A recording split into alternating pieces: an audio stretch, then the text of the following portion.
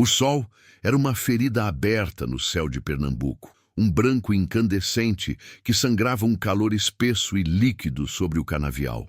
O ar não se movia, ficava parado, pesado, com o cheiro adocicado e enjoativo da cana esmagada. Um perfume de riqueza que nascia do suor e do esgotamento de corpos que não valiam nada. Para Zola, aquele cheiro era o hálito do próprio inferno. Seus pés descalços afundavam na terra vermelha, quente como brasas, a cada passo que dava em direção ao próximo colmo de cana. O facão em sua mão direita era uma extensão de seu braço, um membro de metal frio que ela já não sentia o peso. O cabo de madeira, liso e escurecido pelo suor de anos, encaixava-se perfeitamente nos calos de sua palma. Ela curvou a coluna, sentindo os músculos das costas protestarem com uma dor familiar, uma companheira constante de seus dias. Seus olhos, fundos e cansados, mediram a altura da cana. Alta, grossa, cheia do suco que faria a fortuna do Sr. Valério. Com um movimento preciso, um arco de força que nascia em seus ombros e terminava na lâmina afiada, ela golpeou a base do colmo. O som foi seco, um estalo oco, e a cana tombou com um farfalhar de folhas. 1, 2, 3 golpes para limpar as folhas laterais. O suor escorria por sua testa, entrando em seus olhos, ardendo como pimenta. Ela não piscou. A dor era apenas mais uma parte da sinfonia daquele lugar, junto com o zumbido insistente das moscas varejeiras, o ranger distante e perpétuo da moenda e o estalar ocasional do chicote de bastos. O feitor, uma pontuação cruel na monotonia do trabalho. Ela ergueu o tronco para respirar, o peito subindo e descendo com dificuldade. O ar parecia não ter oxigênio, apenas melaço e poeira. Foi quando o viu, Amari. Ele vinha do poço, carregando 2 cabaças grandes cheias de água, uma em cada ombro, presas a uma vara de bambu. Seus músculos se moviam sob a pele escura e lustrosa de suor, uma escultura de força e sofrimento. Ele não olhou diretamente para ela. Nunca olhava. Os olhos do feitor estavam por toda parte, mas Zola sentiu o olhar dele, uma carícia invisível que atravessou os 20 metros de canavial que os separavam. Seus passos eram lentos, ritmados, o corpo balançando sob o peso da água. Ele era a única coisa bela naquele inferno verde. Seus olhos, quando ela conseguia encará-los por uma fração de segundo, guardavam a memória de uma terra que ele nunca conhecera. Uma dignidade que o ferro e o açoite não conseguiam apagar. Ele passou perto do grupo de mulheres onde Zola trabalhava. O cheiro dele, uma mistura de terra, suor e da própria essência de sua pele, invadiu as narinas dela, mais potente que o cheiro da cana. Por um instante, o mundo se resumiu àquele aroma, à presença dele. Ele tropeçou de propósito, uma hesitação quase imperceptível. Uma das cabaças pendeu, e um pouco de água fresca espirrou no chão, levantando uma pequena nuvem de poeira. Bastos, sentado em seu cavalo a uns 50 metros de distância, gritou, a voz um rasgo no ar pesado. Seu negro inútil! Olha o que você fez, desperdiçando a água do senhor. Amari não respondeu. Apenas se endireitou, ajeitou o peso nos ombros e continuou seu caminho. Mas naquele segundo, naquele tropeço calculado, seus olhos encontraram os de Zola. Não havia amor declarado ali, não havia promessas. Havia um entendimento profundo, uma cumplicidade forjada no silêncio e no perigo. Havia uma pergunta e uma resposta no mesmo olhar. E havia algo mais, algo que fez o estômago de Zola se contrair de uma forma nova e estranha. Não era fome. Não era medo, era outra coisa. Uma onda de calor que subiu por seu corpo e terminou em sua boca com um gosto amargo. Ela se curvou novamente, o facão em punho, e tentou ignorar. Mas a náusea voltou, mais forte. O cheiro do melaço, que antes era apenas o cheiro do trabalho, agora parecia se agarrar ao fundo de sua garganta, sufocando-a. Ela sentiu o suco gástrico subir, engoliu em seco, forçando-o para baixo. Não podia vomitar ali. Fraqueza era um convite para o chicote. Doença era um pretexto para o tronco. Ela respirou fundo pela boca, tentando filtrar o ar com os dentes. O gosto metálico do medo se misturou ao amargor em sua garganta. O dia se arrastou como um animal ferido. Cada golpe do facão exigia um esforço monumental. O sol, a pino, parecia querer derreter a carne de seus ossos. Quando a sineta finalmente soou, anunciando a breve pausa para a refeição, Zola sentiu as pernas tremerem. A comida era uma papa rala de farinha e água, servida em cuias lascadas. O cheiro a fez recuar. Ela se forçou a comer, empurrando a massa sem gosto para dentro da boca com os dedos. Precisava de força. Precisava se manter forte. Mas seu corpo a traía. No meio de uma colherada, a náusea a venceu. Ela se levantou de supetão, correu para trás de um monte de bagaço seco e vomitou o pouco que havia comido. O esforço a deixou sem fôlego, com lágrimas nos olhos. Uma mão tocou seu ombro. Uma mão grande, enrugada, com unhas quebradas. Zola se assustou, virando-se com o coração disparado. Era Dikeledi, uma mulher mais velha, cujo rosto era um mapa de tristezas e de uma sabedoria amarga. Seus olhos pequenos e penetrantes não demonstravam surpresa, apenas uma compaixão cansada. Isso não é febre de cansaço, menina, Dikeledi disse, a voz baixa, quase um sussurro. Nem é verme do poço. Eu conheço esse mal. Zola balançou a cabeça, tentando negar. Não, O sol está muito forte hoje. Dikeledi não se convenceu. Seus olhos desceram para o ventre de Zola, um olhar rápido, mas que pareceu pesar 1 tonelada. Depois, voltaram para o rosto da moça. O sol é o mesmo de ontem, e será o mesmo de amanhã. O que muda está aí dentro. Ela tocou levemente a barriga de Zola com a ponta dos dedos. Cuidado, criança! Um fruto que nasce sem a permissão do dono da árvore é um fruto amaldiçoado. As palavras de Dikeledi fincaram-se no peito de Zola como cacos de vidro. O medo que antes era uma suspeita, uma sombra, agora tinha um nome, tinha um corpo, tinha um peso. Naquela noite, na escuridão abafada da senzala, Zola não conseguiu dormir. O lugar fedia a suor, a doença e a desespero. Corpos se amontoavam no chão de terra batida, buscando no contato um calor que a vida lhes negava. Roncos, tosses e o choro baixo de um recém-nascido no canto compunham a trilha sonora daquele descanso que não descansava. Zola estava deitada de lado, a mão espalmada sobre o ventre. Estava liso, firme. Os músculos definidos pelo trabalho ainda estavam ali. Mas ela sabia, ela sentia. Dikeledi tinha razão. A ausência de seu sangue já durava 2 luas. A náusea. O cansaço que era mais profundo que o cansaço do canavial. Era a vida de Amari crescendo dentro dela.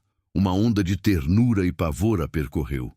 A prova de seu amor, do único momento de humanidade que eles conseguiam roubar daquela existência brutal, estava ali, pulsando em seu útero.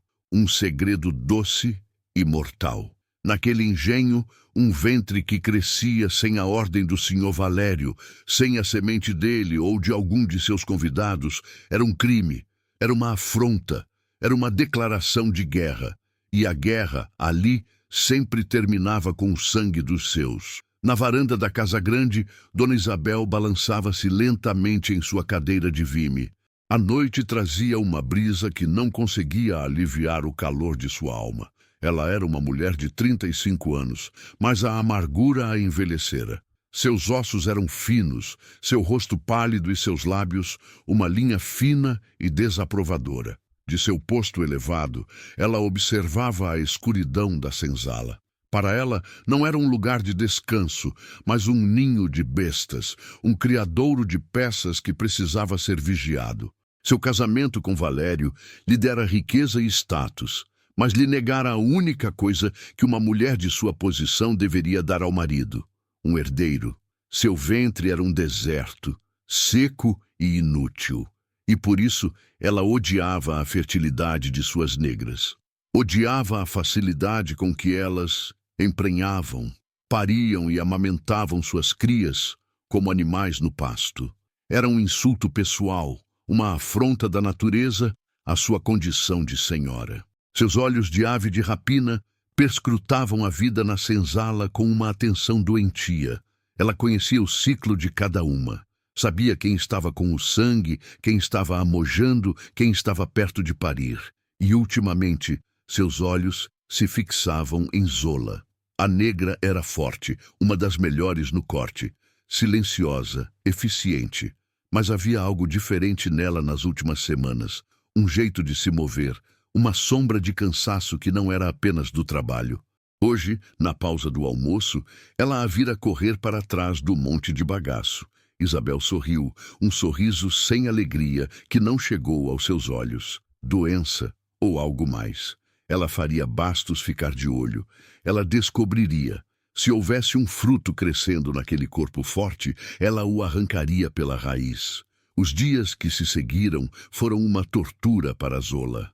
Cada amanhecer era uma batalha.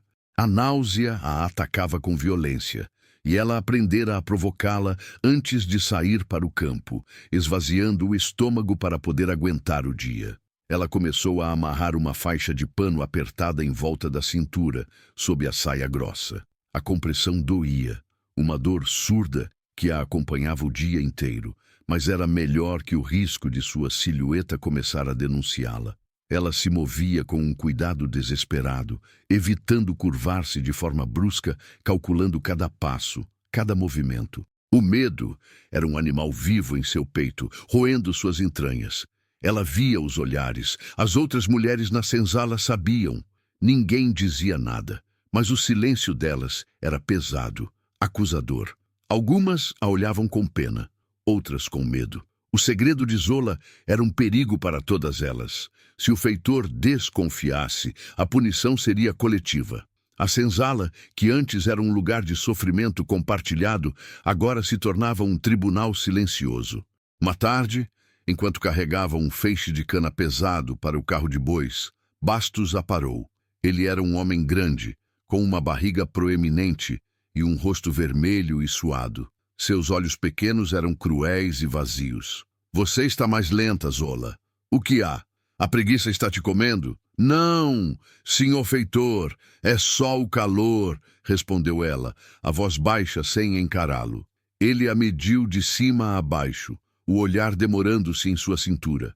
Zola prendeu a respiração. O coração batia tão forte que ela achou que ele poderia ouvi-lo. Dona Isabel me disse para ficar de olho em você. Ela acha que você está escondendo alguma coisa, alguma doença, ou talvez esteja engordando demais. Roubando comida da cozinha? Não, senhor. Eu não roubei nada. Bastos cuspiu no chão, perto dos pés dela. Pegue mais um feixe e ande rápido. Se for doença, o trabalho cura. Se for preguiça, o chicote ensina. Zola obedeceu, o corpo tremendo. Ela se curvou para pegar outro feixe de cana, a faixa apertando sua barriga com uma dor aguda. Ela sentiu uma pontada, um protesto vindo de dentro. A vida que ela carregava estava lutando contra a compressão, contra o mundo que a queria esmagar antes mesmo de nascer. Naquela noite a lua estava cheia, uma moeda de prata no céu escuro. O engenho estava mais silencioso, o ranger da moenda finalmente cessara. Zola não foi para a senzala. Ela se esgueirou para trás do grande galpão, onde a lenha para a fornalha era empilhada. O ar ali cheirava a madeira seca e a terra úmida. Ela esperou, o corpo tenso, cada som da noite um potencial alarme. Então ele chegou, silencioso como uma sombra. A Mari. Ele não disse nada, apenas a puxou para o breu entre duas pilhas de lenha. Ali, escondidos do mundo, ele a abraçou. O corpo dele era quente e forte contra o dela. Zola enterrou o rosto no peito dele, inalando seu cheiro, e pela primeira vez em semanas se permitiu chorar. As lágrimas eram silenciosas, quentes, molhando a pele dele. Ele segurou o rosto dela entre as mãos, forçando-a a olhá-lo. Na penumbra, os olhos dele brilhavam. É verdade? Ele sussurrou a voz rouca. O que Dikelled me disse. Zola apenas assentiu, incapaz de falar. Uma nova onda de soluços a sacudiu. Amari a abraçou mais forte, como se quisesse protegê-la do mundo inteiro com seus braços. Ele afastou-se um pouco e sua mão, grande, calejada, desceu pelo corpo dela, parando em seu ventre.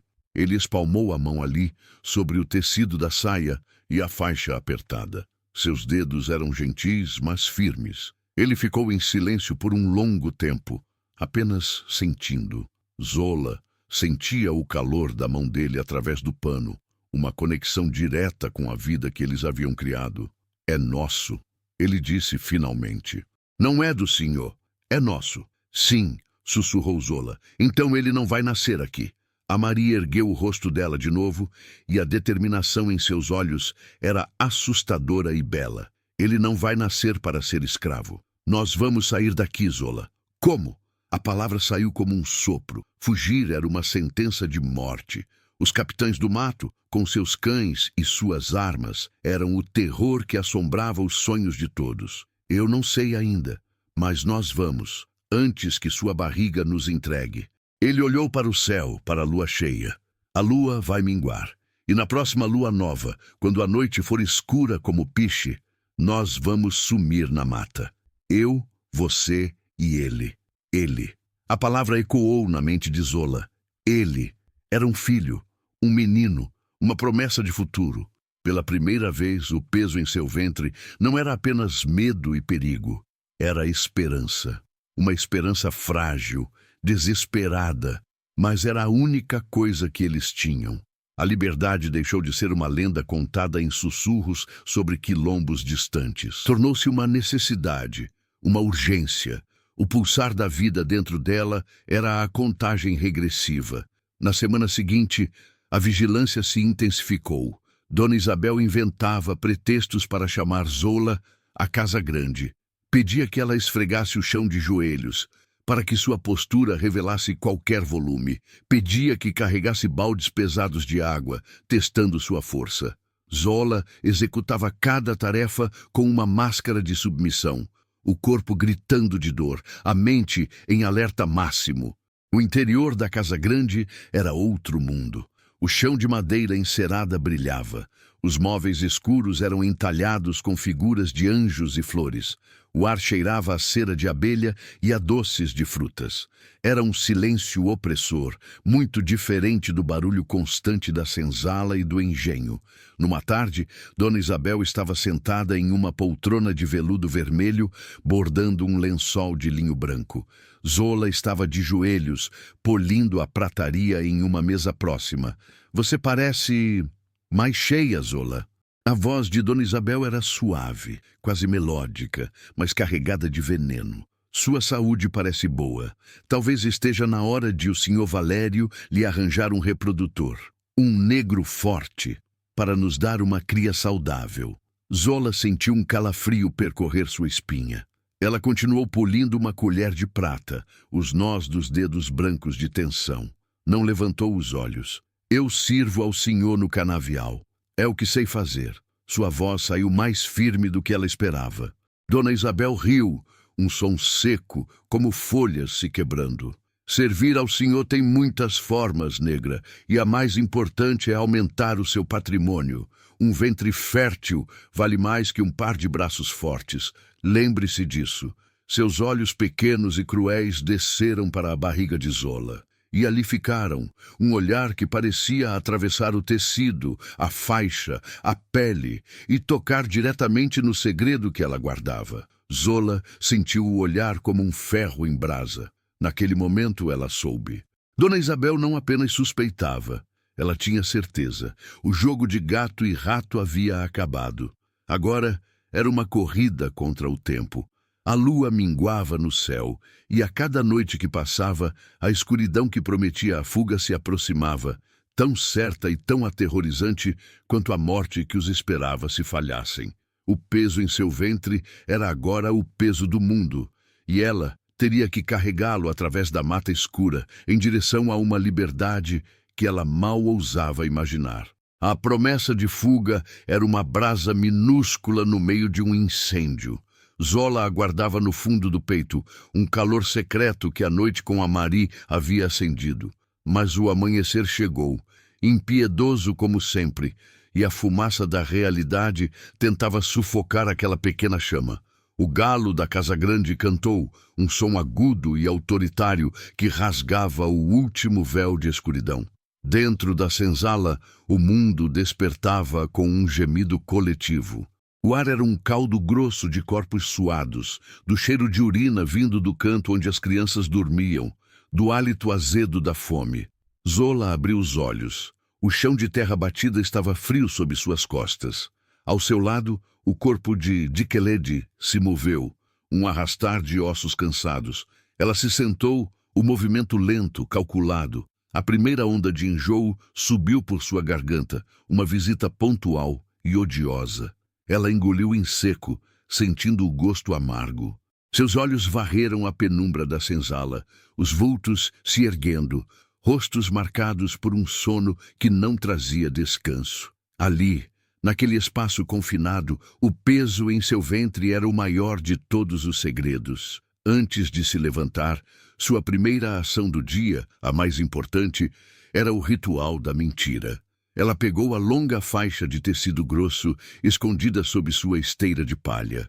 Com a respiração presa, ela a enrolou com força ao redor de sua cintura e barriga, puxando até a dor se tornar uma cinta de ferro. Cada volta era uma negação, cada aperto, um escudo. A dor era sua aliada, um lembrete constante do que ela precisava esconder. A vida dentro dela protestou com uma pontada surda, um eco abafado contra a prisão de pano. Ela ignorou. Precisava ignorar. Dikeledi observava com seus olhos pequenos e sábios, sem dizer uma palavra. Enquanto Zola se levantava, a velha estendeu uma mão enrugada. Na palma, um pedaço de raiz de gengibre pequeno e retorcido. Zola o pegou, um agradecimento mudo passando entre elas. A cumplicidade das mulheres que sabiam, que viam além do que era mostrado, era uma rede invisível e frágil que as sustentava naquele abismo. Zola colocou a raiz na boca, mastigando devagar. O ardor do gengibre desceu por sua garganta, uma batalha contra a náusea. Era uma pequena trégua, um momento de alívio comprado com a gentileza de outra alma cativa. A porta da senzala foi aberta com um rangido de ferro velho. A luz cinzenta da madrugada invadiu o ambiente, revelando a miséria em cores opacas. A fila para a bica d'água se formou, um arrastar de pés descalços na terra úmida. Depois, a cuia com o angu ralo de milho, a refeição que não alimentava, apenas calava o estômago por algumas horas. Zola comeu de pé, forçando cada bocado para dentro, lutando contra a vontade de seu corpo de expelir tudo. Ela precisava daquela energia, precisava ser forte. A fraqueza era um convite para o olhar do feitor. A marcha para o canavial começou. Uma longa serpente humana, homens de um lado, mulheres do outro, movendo-se sob o céu que clareava. O silêncio era quebrado apenas pelo som dos pés na estrada de terra e pelos latidos dos cães que circulavam ao redor, conduzidos por bastos em seu cavalo. O feitor era uma montanha de carne sobre o animal, o chicote enrolado em sua mão como uma cobra adormecida. Seus olhos varriam a coluna de escravos, procurando por qualquer sinal de hesitação, de doença, de rebeldia. Zola manteve a cabeça baixa, os olhos fixos nos calcanhares da mulher à sua frente. Mas ela sentia o olhar dele, uma presença física que queimava sua nuca, e ela procurava por outro olhar. Seus olhos encontraram os de Amari, do outro lado da fila. Foi por uma fração de segundo, um piscar de olhos no tempo. Mas naquele instante, eles disseram tudo. A promessa da noite anterior estava ali. A coragem, o medo. O olhar dele era uma âncora. Ele assentiu, um movimento quase imperceptível da cabeça. O gesto significava: eu estou aqui. Nós vamos conseguir. Aquilo teria que bastar para Zola pelas próximas 12 horas de inferno. O sol nasceu e com ele veio o calor. O trabalho começou. O som dos facões cortando a cana encheu o ar, uma percussão constante e brutal. Zola entrou no ritmo, seu corpo movendo-se por memória muscular. Curvar, golpear a base. 1, limpar as folhas. 2, 3, empilhar, repetir. O suor começou a brotar em sua pele, misturando-se com a poeira vermelha. A faixa em sua barriga, encharcada de suor, parecia apertar ainda mais, dificultando sua respiração. O cheiro doce e enjoativo do caldo da cana impregnava tudo, entrando em suas narinas, em sua boca, em seus poros. A náusea voltou, mais forte, subindo em ondas. Ela sentiu o mundo girar. As cores do canavial se misturaram em um borrão verde e marrom. Ela se apoiou no facão, fincando a ponta na terra para não cair. Sua cabeça latejava. A vida dentro dela parecia sugar todas as suas forças. Ei, você aí! A voz de Bastos estourou como um trovão. O que pensa que está fazendo? Essa cana não vai se cortar sozinha. Zola se endireitou com um esforço sobre-humano. Não foi nada, senhor feitor, só um mau jeito na perna. Bastos aproximou seu cavalo. O animal bufou, o hálito quente perto do rosto de Zola. Os olhos do feitor a percorreram de cima a baixo, demorando-se em sua cintura. Um sorriso torto e cruel se formou em seus lábios grossos. Mau jeito, é? Ou será que o corpo mole já está começando? Dona Isabel me avisou. Disse que você anda com uns ares diferentes. Se estiver doente, Zola, é melhor que a doença tenha pressa de te matar ou de ir embora. O senhor não tem paciência para peça quebrada. Ele estalou o chicote no ar, o som cortando o zumbido dos insetos. O estalo foi perto do ouvido dela, fazendo-a encolher-se. Agora trabalhe em dobro para compensar a sua preguiça. Ele se afastou, deixando para trás o cheiro de cachaça e suor rançoso. Zola tremeu, não de medo do chicote, mas da verdade em suas palavras. Dona Isabel a observava. A caçada havia começado. Ela respirou fundo e voltou a golpear a cana, a raiva lhe dando uma força renovada. Cada golpe era contra Bastos, contra Dona Isabel, contra o senhor Valério, contra aquele mundo que queria esmagá-la. As horas se arrastaram. O sol subiu ao seu ponto mais alto, um carrasco branco no céu.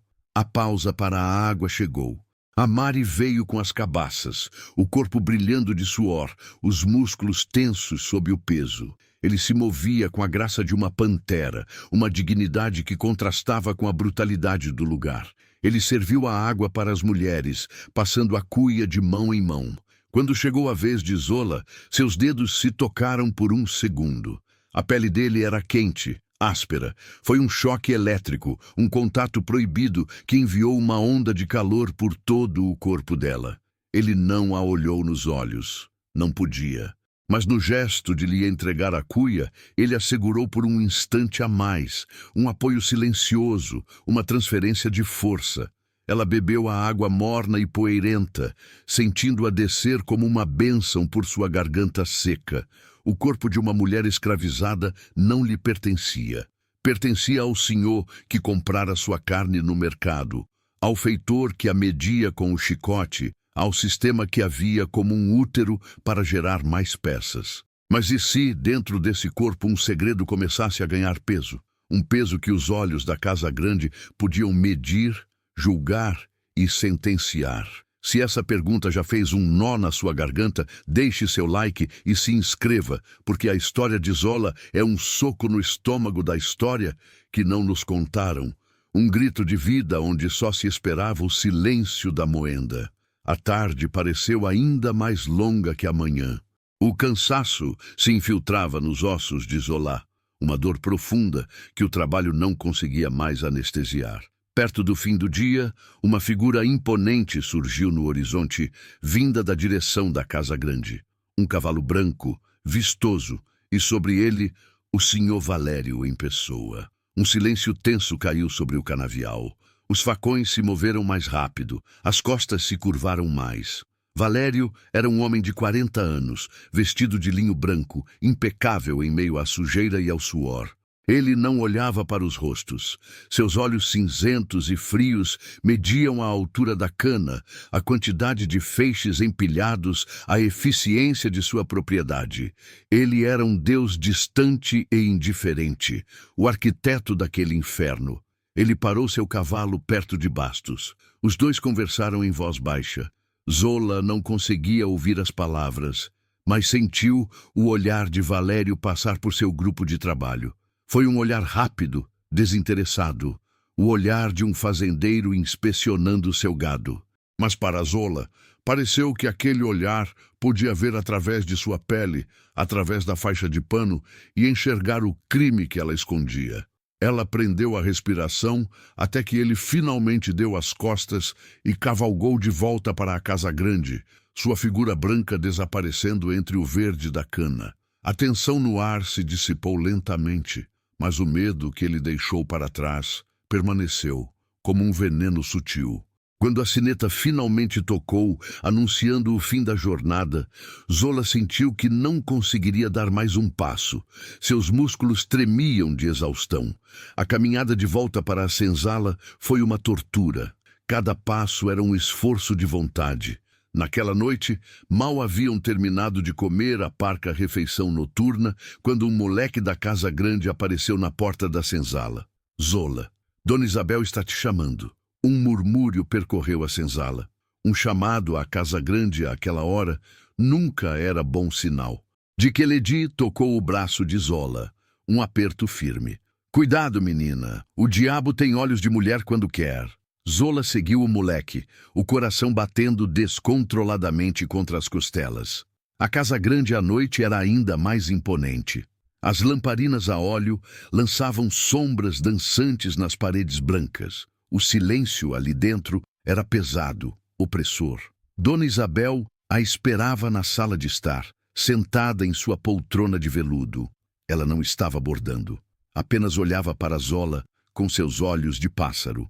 Aproxime-se. A voz dela era um fio de seda envenenado. Zola obedeceu, parando a alguns passos de distância. O chão perto da lareira está manchado. Quero que você o esfregue, até que eu possa ver meu reflexo na madeira. Zola olhou para o chão. Estava impecavelmente limpo, brilhando à luz da lamparina. Era uma ordem sem sentido. Era um teste. Ela se ajoelhou, pegando a escova e o pano que o moleque havia deixado ali.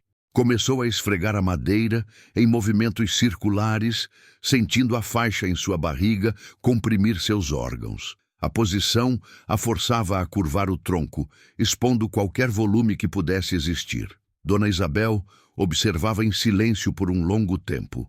O único som era o da escova no chão de madeira. Sabe, Zola, ela disse, finalmente, meu marido comprou uma nova égua reprodutora, uma bela criatura, forte, de ventre bom. Ele pagou uma fortuna por ela. Porque uma boa fêmea que dá boas crias é o maior tesouro de uma propriedade. Mas uma fêmea que não emprenha, ou que emprenha sem a permissão do dono, essa não vale nada. É só uma boca a mais para alimentar. Ou pior, é um prejuízo. Zola continuou esfregando, o suor escorrendo por sua testa. Ela não disse nada. Sua mente era uma tela em branco de pavor. Você está me ouvindo, negra? A voz de Isabel ficou mais afiada. Sim, sinhá. Bom, porque às vezes eu olho para você e me pergunto que tipo de fêmea você é. Se é um animal útil ou apenas um problema esperando para acontecer. Dona Isabel se levantou. Ela caminhou lentamente até Zola. Seus sapatos de couro macio não faziam barulho no chão. Ela parou atrás de Zola, que continuava de joelhos esfregando. Zola sentiu a presença da sinhá como um frio na espinha. Então, a mão de Isabel desceu, uma mão pálida, com dedos finos e anéis de ouro. A mão pousou, como se por acidente, na parte inferior das costas de Zola. E então escorregou para o lado, os dedos roçando a curva de sua cintura, onde a faixa estava mais apertada. Foi um toque leve, quase uma carícia. Mas para Zola, foi como ser tocada por uma serpente. Seu corpo inteiro se enrijeceu. Um grito ficou preso em sua garganta. Ela parou de esfregar. O que foi? A voz de Isabel era um sussurro perigoso perto de seu ouvido. Sentiu alguma coisa? Não, sinhá, respondeu Zola, a voz um sopro rouco. Dona Isabel riu, um som baixo e sem alegria. Continue, quero ver o chão brilhando. Ela se afastou, voltando para sua poltrona. Zola recomeçou a esfregar, as mãos tremendo tanto que mal conseguia segurar a escova. Ela sabia, a sinhá sabia. Talvez não tivesse a prova, mas a suspeita era uma certeza em seu coração amargo. Aquilo não fora um teste, fora uma declaração. Eu sei o que você esconde, e eu vou arrancar de você. Quando finalmente foi dispensada, Zola caminhou de volta para a senzala como uma autômata. Suas pernas mal a sustentavam. A escuridão do lado de fora era um alívio. Ela não entrou na senzala. Desviou-se para as pilhas de lenha, o lugar de seus encontros com Amari. Ela precisava vê-lo, precisava sentir a força dele ou iria desmoronar. Ele já estava lá como se soubesse. Ele a viu chegar cambaleando e a amparou antes que ela caísse. Ele a segurou em seus braços, e o corpo dela foi sacudido por soluços silenciosos e violentos. Ela sabe. Zola conseguiu dizer, a voz quebrada, assim há. Ela sabe. Amari a apertou contra o peito. Ele não disse vai ficar tudo bem. Ele não mentiu. Em vez disso, ele disse a única coisa que importava. Faltam 10 dias para a lua nova. Ele sussurrou em seu cabelo. 10 dias. Nós vamos aguentar. Você vai aguentar. Ele colocou a mão em sua barriga, sobre o tecido e a faixa. Sua mão era grande e quente, um escudo protetor. Nós vamos proteger ele. Nós 3 vamos sair daqui. Naquela noite, deitada no chão da senzala, Zola sentiu pela primeira vez. Não era uma pontada de dor ou um espasmo de náusea. Era diferente. Um tremor suave, um farfalhar de asas de borboleta bem no fundo de seu ventre. O primeiro movimento de seu filho. A vida, teimosa e insistente, afirmando sua presença. O medo e o amor se misturaram dentro dela, em uma onda tão poderosa que a deixou sem ar. Aquele pequeno tremor era uma sentença e uma salvação. Era o tic-tac do relógio. 10 dias. A contagem regressiva para a vida ou para a morte havia começado. E o peso em seu ventre era o peso de um novo mundo que lutava para nascer. Os dias se contraíram, encolhendo sob o peso da lua minguante. 8 dias. 7. 6. Cada sol que nascia era um inimigo a mais. Cada noite, uma aliada que partia depressa demais. O pequeno ser no ventre de Zola crescia com a urgência de quem sabe que o tempo é curto. Os movimentos, antes um farfalhar de borboleta, agora eram pequenas ondulações, chutes surdos contra a parede de seu útero, protestos silenciosos contra a faixa de pano que a aprisionava. Eram segredos que só ela sentia, uma comunicação íntima e desesperada no meio do barulho do mundo. O medo de Zola havia mudado. Não era mais uma sombra. Era uma criatura viva, com garras, que se aninhava em seu peito e arranhava suas entranhas a cada olhar de Bastos, a cada vez que a silhueta de Dona Isabel aparecia na varanda da casa grande. A crueldade da sinhá também se refinara. Ela não precisava mais de testes sutis. Seu sadismo agora era um espetáculo público, uma lição para todas as outras. Numa manhã em que o ar era tão denso que podia ser mastigado, ela desceu da casa grande. Usava um vestido de seda azul que parecia zombar da sujeira e do suor ao redor. Bastos a acompanhava como um cão de guarda. Ela parou em frente ao grupo de mulheres que limpava a cana cortada. Seus olhos passaram por cada uma e pousaram em Zola. Hoje, você não vai para o corte. A voz dela era um estalo no ar parado. Você vai trabalhar na moenda. Está precisando de um trabalho que exija menos das costas e mais da atenção. Um calafrio percorreu a espinha de Zola, mais gelado que qualquer vento de inverno. A moenda, o coração do engenho, um monstro de madeira e ferro que rangia e gemia dia e noite, devorando cana e, às vezes, os braços e as vidas de quem se descuidava. Era um lugar de calor infernal, barulho ensurdecedor e perigo constante. Era o último lugar onde alguém que precisava esconder uma fraqueza deveria estar. As outras mulheres baixaram os olhos. Era uma sentença. Todas sabiam. Zola apenas assentiu. Sim, sinhá. Ela caminhou em direção ao grande galpão da moenda, sentindo os olhos de Dona Isabel cravados em suas costas. O barulho crescia a cada passo, um trovão contínuo que fazia o chão vibrar. Lá dentro, o ar era uma mistura sufocante de vapor, do cheiro de melaço fervendo e do suor de dezenas de homens que alimentavam a besta. O calor era uma parede sólida. A Mari estava lá, do outro lado, carregando feixes pesados de cana para a esteira. Seus olhos se encontraram por um segundo sobre o caos. O pânico no rosto dela foi respondido pela fúria impotente no dele. Ele nada podia fazer. Um movimento em falso, uma palavra de protesto, e seria o chicote para ele e algo muito pior para ela. O trabalho de Zola era simples e mortal. Ela tinha que ficar ao lado da grande caldeira onde o caldo fervia, usando uma longa pá de madeira para remover a espuma que se formava na superfície. O vapor subia em nuvens escaldantes, queimando seu rosto, entrando em seus pulmões. O calor vinha de baixo, do fogo da fornalha, e de cima, do caldo borbulhante. Em poucos minutos, suas roupas estavam encharcadas de suor, coladas ao corpo, revelando cada contorno. A faixa em sua barriga era uma cinta de fogo. A náusea, alimentada pelo cheiro forte e pelo calor, a assaltava em ondas violentas. Ela mordia o interior da bochecha com força, usando a dor para se manter de pé, para não desmaiar. As horas se arrastaram como uma eternidade no inferno. Sua visão ficava turva com o suor e o vapor. O barulho da moenda era uma pancada constante dentro de sua cabeça. Em um momento, o mundo inclinou-se perigosamente. As pernas de Zola cederam. Ela se apoiou na pá de madeira para não cair dentro da caldeira. Seu corpo inteiro tremia.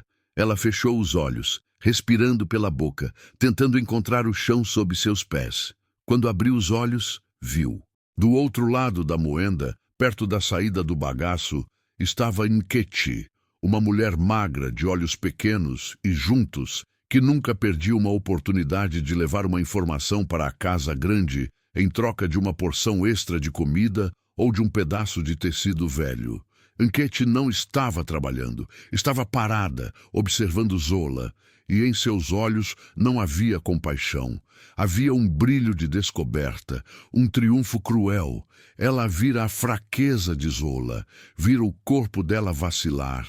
E seu olhar desceu, demorando-se na cintura de Zola, onde a roupa molhada desenhava uma curva que não deveria estar ali. Nkechi sorriu, um sorriso que não moveu seus lábios, apenas seus olhos.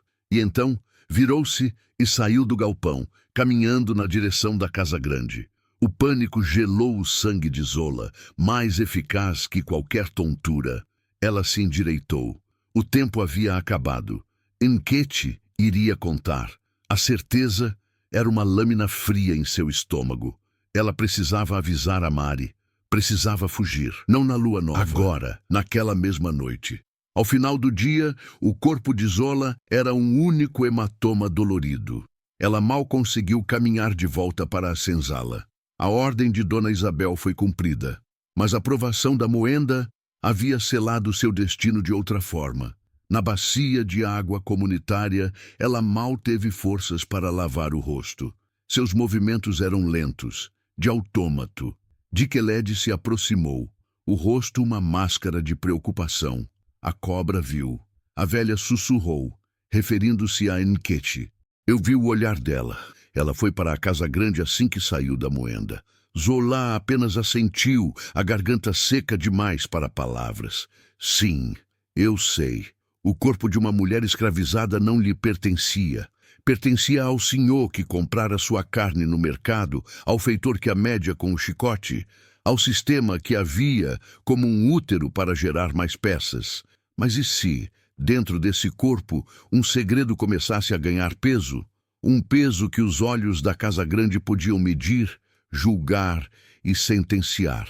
Se essa pergunta já fez um nó na sua garganta, deixe seu like e se inscreva, porque a história de Zola é um soco no estômago da história que não nos contaram, um grito de vida onde só se esperava o silêncio da moenda.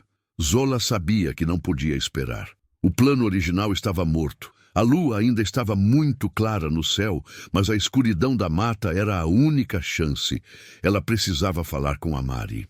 Inventou uma desculpa sobre precisar de ervas para uma dor de estômago, uma mentira frágil que Dikelled apoiou com um aceno de cabeça.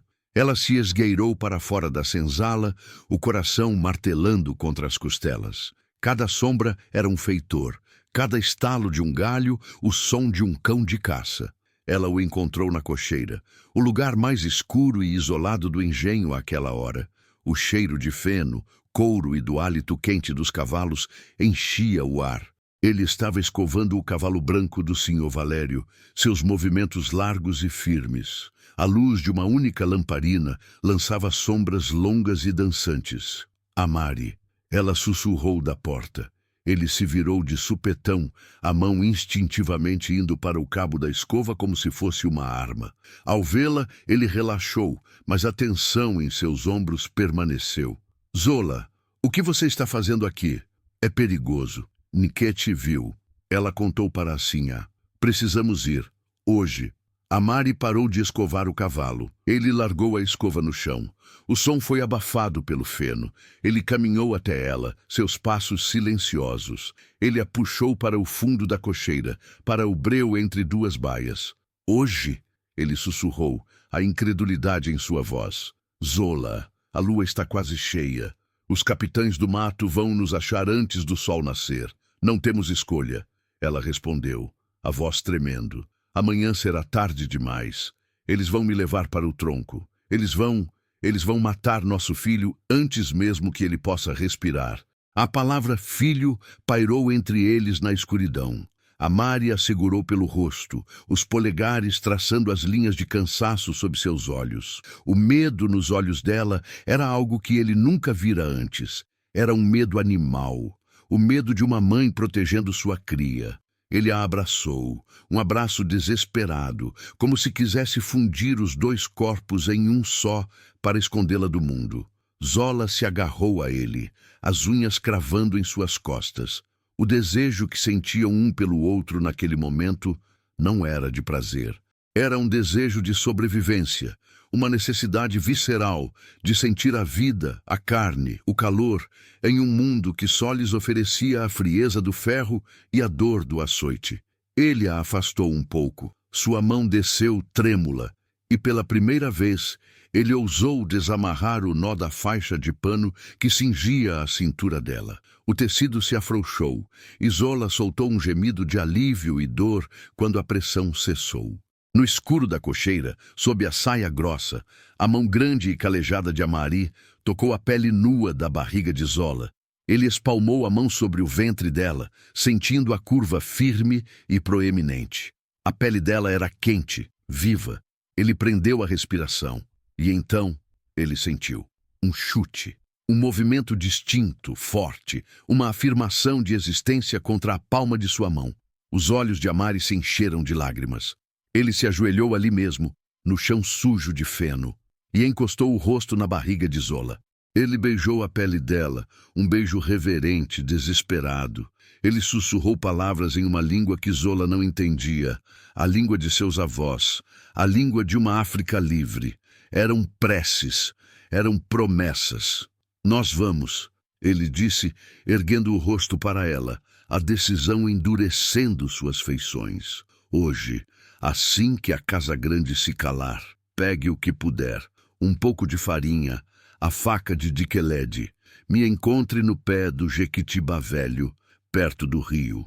Zola sentiu, as lágrimas escorrendo silenciosamente por seu rosto. Ele se levantou, amarrou a faixa de volta no lugar dela, o gesto agora não mais uma ocultação, mas a preparação para uma guerra. Ele a beijou, Um beijo rápido, salgado pelas lágrimas e pelo suor, um gosto de medo e de promessa. Vá agora, tenha cuidado. Zola se virou para sair, mas antes que pudesse dar um passo, um barulho do lado de fora da cocheira os congelou. Passos pesados. Uma tocha se aproximando, lançando uma luz alaranjada e bruxuleante pela porta.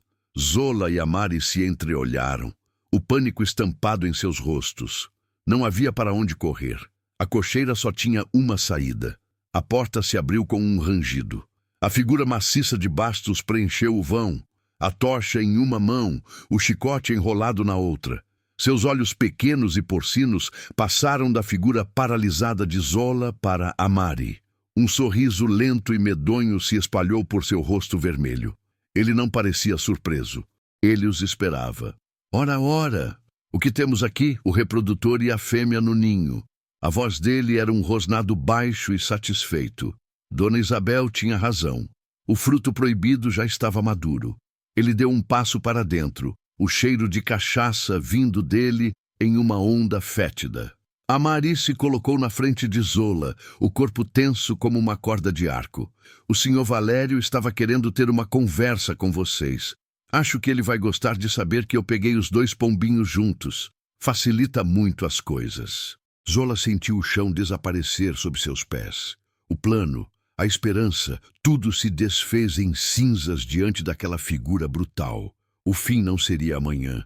O fim era ali, naquele instante. Bastos ergueu a tocha, a luz iluminando o terror nos rostos deles. Ele não gritou. Sua voz saiu calma, quase casual, e isso era o mais aterrorizante de tudo.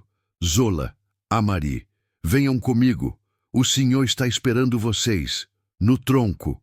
A frase de Bastos não foi um grito. Foi uma sentença proferida com a calma de um juiz, que já assinou a ordem de execução.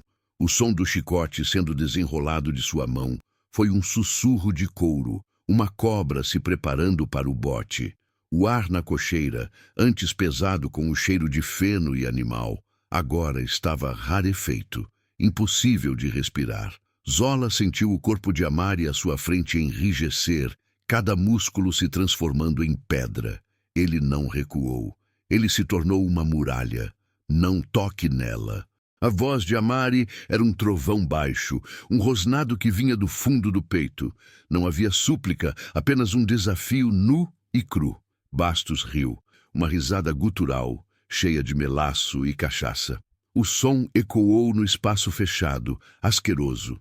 A luz da tocha dançou em seu rosto suado, transformando suas feições em uma máscara grotesca. Tocar nela? Ele deu um passo para dentro, o chão de terra batida estalando sob suas botas pesadas. Ah, eu vou tocar nela. Mas primeiro vou te ensinar, seu negro atrevido, o que acontece quando um reprodutor decide cobrir uma fêmea sem a ordem do dono. Você roubou o senhor.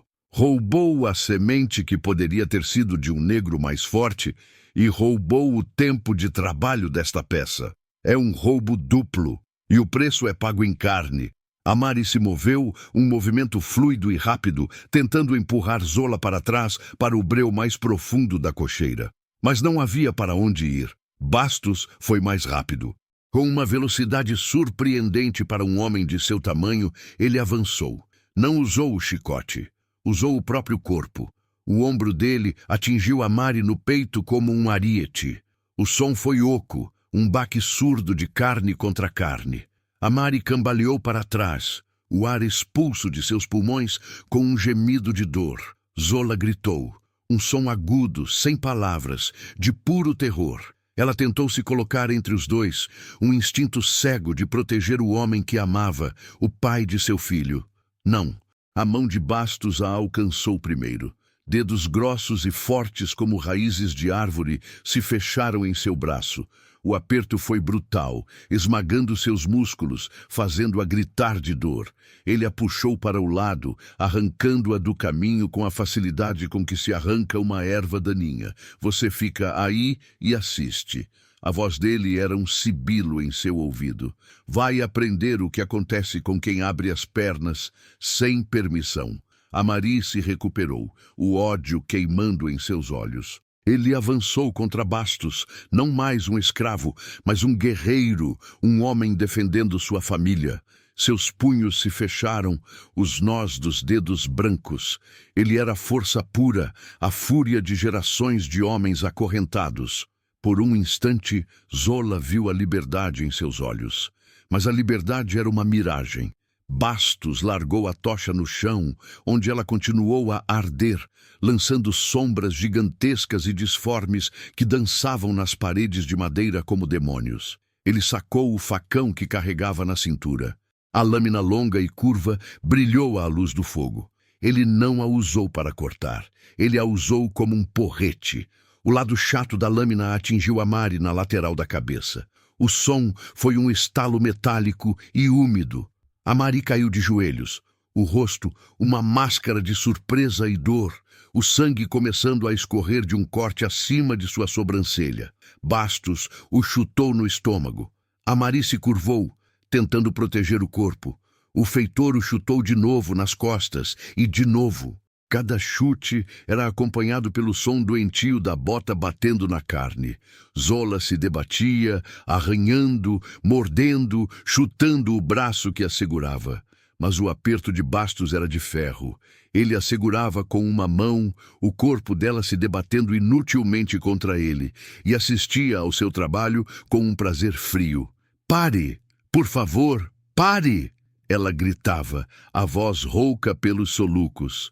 "Eu faço o que o senhor quiser. Mas pare!" Bastos finalmente parou de chutar. Amari estava caído no chão, tremendo, tentando se levantar, mas o corpo não obedecia. O feitor o agarrou pelos cabelos, puxando sua cabeça para trás, expondo sua garganta. Ele encostou a lâmina fria do facão na pele de Amari. "Está vendo?" Ele disse para Zola, a respiração ofegante pelo esforço. "Eu poderia sangrá-lo aqui mesmo como um porco, e ninguém diria uma palavra, porque ele não é nada, é uma coisa. E você também." Ele soltou Amari, que caiu de bruços no feno sujo. Bastos agarrou Zola pelo braço novamente e a arrastou para fora da cocheira. Amari tentou se erguer, o braço estendido na direção dela. Zola. O nome dela foi um sussurro quebrado. 2 outros capatazes, atraídos pelo barulho, apareceram das sombras. Eles pegaram Amari, um de cada lado, levantando-o. Ele mal conseguia ficar de pé. O sangue escorria por seu rosto, pingando em seu peito nu. "Levem ele", disse Bastos. "O senhor quer vê-lo dançar no tronco. E você?" Ele se virou para Zola, o rosto a centímetros do dela, o hálito azedo a sufocando. "Você vai ter um lugar na primeira fila." A caminhada da cocheira até o terreiro em frente à casa grande foi a mais longa da vida de Zola. A noite estava fria, mas ela não sentia. Seu corpo estava dormente de choque e terror. O luar banhava o engenho com uma luz fantasmagórica, prateada. As senzalas estavam silenciosas, mas Zola sabia que por trás das portas fechadas, olhos observavam, ouvidos escutavam. Ela sentia a presença de seu povo, o medo deles, a compaixão impotente deles. Eles eram testemunhas silenciosas de sua desgraça. O terreiro estava iluminado por várias tochas, fincadas no chão em um círculo. A luz arrancava o pátio da escuridão, criando um palco macabro. No centro, o tronco. Não era apenas um pedaço de madeira, era um altar de sofrimento, polido pelo suor e pelo sangue de gerações. Tinha uma presença, uma história de dor gravada em cada fibra de sua madeira escura. Na varanda da casa grande, 2 figuras estavam sentadas. Senhor Valério, em sua cadeira de balanço, não se movia. Era uma estátua de linho branco, o rosto na penumbra. Ao seu lado, Dona Isabel, de pé, o corpo rígido, a silhueta fina recortada contra a luz que vinha de dentro da casa. Ela era uma ave de rapina esperando pelo banquete. Amari foi arrastado para o centro do círculo de luz. Suas mãos foram amarradas com força aos anéis de ferro do tronco, os braços esticados acima da cabeça, o corpo curvado, exposto.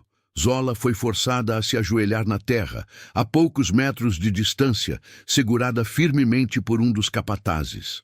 Ela podia ver as costas de Amari, os músculos tensos, as cicatrizes antigas de outras punições, formando um mapa de sua vida naquele lugar. Senhor Valério se levantou. Ele desceu os degraus da varanda lentamente, os sapatos de couro fazendo um som suave na madeira. Ele não tinha pressa. Ele caminhou até parar em frente a Amari. Não olhou para o rosto dele. Seus olhos frios percorreram o corpo do escravo como um mercador, avaliando uma peça danificada. Então, é verdade. A voz de Valério era calma, desprovida de emoção. Era a voz de um homem discutindo o clima ou o preço do açúcar. Ele se virou e seus olhos cinzentos encontraram os de Zola. Você deixou que este negro te cobrisse. Você, uma das minhas melhores peças de corte, se deixou estragar por um capricho. Zola não respondeu. Apenas olhou para ele, as lágrimas secas em seu rosto, o ódio e o medo uma bola de fogo em seu estômago. Isso é um problema, continuou Valério, no mesmo tom monótono. Um grande problema de gestão. Uma peça que se rebela, que rouba meu tempo e minha propriedade. Porque o que está na sua barriga, Zola, é minha propriedade. Você apenas a está carregando para mim. E ao fazer isso sem minha ordem, você tentou me roubar. Dona Isabel desceu os degraus, seu vestido de seda sussurrando a cada passo. Ela parou ao lado do marido, mas seus olhos estavam cravados em Zola com um ódio que era tudo, menos calmo. Não é apenas um roubo, Valério. É uma imundície, ela disse, a voz sibilante. Essa negra imunda, se conspurcando com esse outro animal no escuro. O que ela carrega não é uma propriedade, é uma praga, um fruto podre. Ela se aproximou de Zola, que ainda estava ajoelhada. Com a ponta de seu sapato de couro fino, ela cutucou a barriga de Zola. O toque foi leve, mas carregado de desprezo. Isso aí dentro precisa ser arrancado, como um tumor. Zola se encolheu, tentando proteger o ventre. O capataz a segurou com mais força. Valério ergueu uma mão. Paciência, minha cara. Tudo a seu tempo. Primeiro, a lição. Ele se virou para Bastos, que esperava com o chicote na mão, os olhos brilhando de antecipação. 50 chibatadas. Para começar, quero ouvir os gritos dele até o outro lado do rio, para que todos saibam o preço de tocar no que é meu. Bastos sorriu. Ele cuspiu nas mãos, segurando o cabo do chicote com mais firmeza. Ele mediu a distância. O corpo de Zola tremeu incontrolavelmente. Não! Amari! Não! Ela gritou, lutando contra o homem que a segurava. Amari virou a cabeça o máximo que pôde, o rosto ensanguentado. Seus olhos encontraram os dela, e ele sorriu. Um sorriso quebrado, ensanguentado, mas um sorriso. E em seus olhos não havia medo, havia amor. E havia uma ordem silenciosa. Seja forte. Bastos recuou um passo. O chicote assobiou no ar noturno. O primeiro golpe. O som foi como um tiro. Um estalo seco, obsceno, seguido pelo som rasgado da pele se abrindo. O corpo de Amari se arqueou. Um espasmo violento, um gemido baixo escapou de seus lábios, um som animal de dor pura. Zola gritou junto com ele. Um grito que veio de suas entranhas, um grito pela dor dele, pela vida dentro dela, pelo fim de seu mundo. Chibata, o segundo golpe, no mesmo lugar, aprofundando o corte. O sangue começou a brotar escuro sob a luz das tochas. Chibata, o terceiro. Zola fechou os olhos, mas não adiantava. O som era suficiente. Ela sentia cada golpe em sua própria pele. Seu corpo se contorcia a cada estalo do couro, a cada gemido de Amari. 4, 5, 6. Bastos entrou em um ritmo, seu corpo grande se movendo com uma graça terrível, o braço subindo e descendo, o chicote dançando no ar antes de encontrar seu alvo. 10, 20. Amari parou de gemer.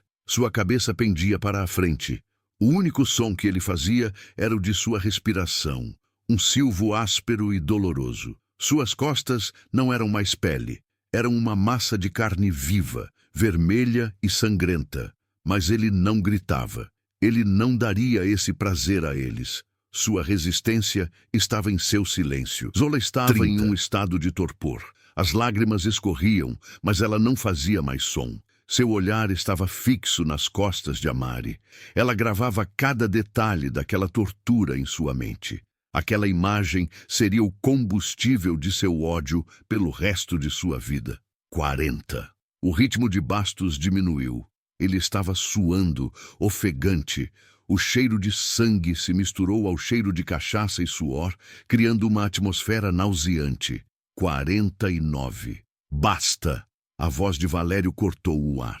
Não era um grito de misericórdia. Era uma ordem de negócios. Bastos parou, o chicote no ar, o braço tremendo de esforço e adrenalina contida. Ele ainda está vivo? Perguntou Valério, sem se aproximar. Bastos caminhou até Amari e agarrou seu cabelo, puxando sua cabeça para trás. Os olhos de Amari se abriram, apenas fendas de consciência em um rosto inchado e ensanguentado. Está, senhor. Duro de matar esse aqui. Ótimo. Desamarrem ele. Joguem no depósito de sal. Se sobreviver, vai voltar para a moenda amanhã. Uma peça tão forte não pode ser desperdiçada. Os capatazes desamarraram Amari. O corpo dele desabou no chão como um saco de grãos. Eles o arrastaram pela terra, deixando um rastro escuro de sangue. Zola o observou ser levado até que ele desapareceu na escuridão. Um pedaço de sua alma foi junto. Agora, Valério se virou para Zola. O olhar dele era o de um entomologista examinando um inseto. O que fazer com você? Dona Isabel se aproximou, os olhos brilhando com uma luz febril. A resposta é simples. Ela precisa ser limpa. O tronco. E um chicote mais fino. Bastos sabe como fazer, para arrancar o mal sem estragar a peça por completo. Valério considerou a sugestão, o queixo na mão. Ele olhou para a barriga de Zola, depois para o rosto de sua esposa. Não, ele disse, finalmente. Seria um desperdício. A expressão de Dona Isabel se transformou de triunfo em confusão e depois em fúria contida. O quê? Pense, Isabel, ele disse, a voz condescendente. O pai é forte, a mãe também. É uma das minhas melhores cortadoras. A cria que está aí dentro tem bom sangue, pode ser valiosa. Valiosa? É uma cria bastarda, nascida da desobediência e da imundície. Toda cria nascida em minhas terras é minha. Não importa como foi plantada a semente. Ele se aproximou de Zola. O capataz a forçou a se levantar. Valério circulou ao redor dela, examinando-a. Não, não vamos arrancar nada. Pelo contrário, vamos cuidar muito bem desta incubadora. Ele parou na frente dela. Sua mão se ergueu e, com as costas dos dedos, ele tocou o rosto de Zola. O toque era frio, clínico. Não havia desejo, apenas uma avaliação de propriedade. Zola estremeceu, sentindo-se mais violada por aquele toque do que se tivesse sido um soco. A partir de hoje, você não trabalha mais no canavial, nem na moenda. Você vai ficar em um dos quartos dos fundos da casa grande. Vai comer a comida da cozinha. Vai ser vigiada dia e noite. Seu único trabalho, Zola, é carregar essa cria até o dia em que ela nascer. Você é um vaso, e o que está dentro de você me pertence. E se qualquer coisa acontecer a essa cria, se você tentar alguma coisa, eu vou encontrar Amari, onde quer que ele esteja, e vou fazê-lo em pedaços na sua frente. E depois eu vou entregar você a Bastos e aos outros capatazes para que eles se divirtam. Entendeu? Zola olhou para ele, para o abismo de frieza em seus olhos. Ela entendeu. Aquilo não era misericórdia. Era uma sentença muito pior que o tronco. Era a anulação completa de seu ser. Ela não era mais uma pessoa. Era um objeto, uma barriga, um recipiente. Sua prisão não seria mais o engenho. Seria seu próprio corpo. Ela foi levada para a casa grande. Não pela porta da frente, mas pelos fundos, pela área de serviço. Foi colocada em um quarto pequeno, abafado, com uma única janela gradeada que dava para um muro. Havia uma esteira limpa no chão e um balde em um canto. A porta de madeira maciça foi fechada.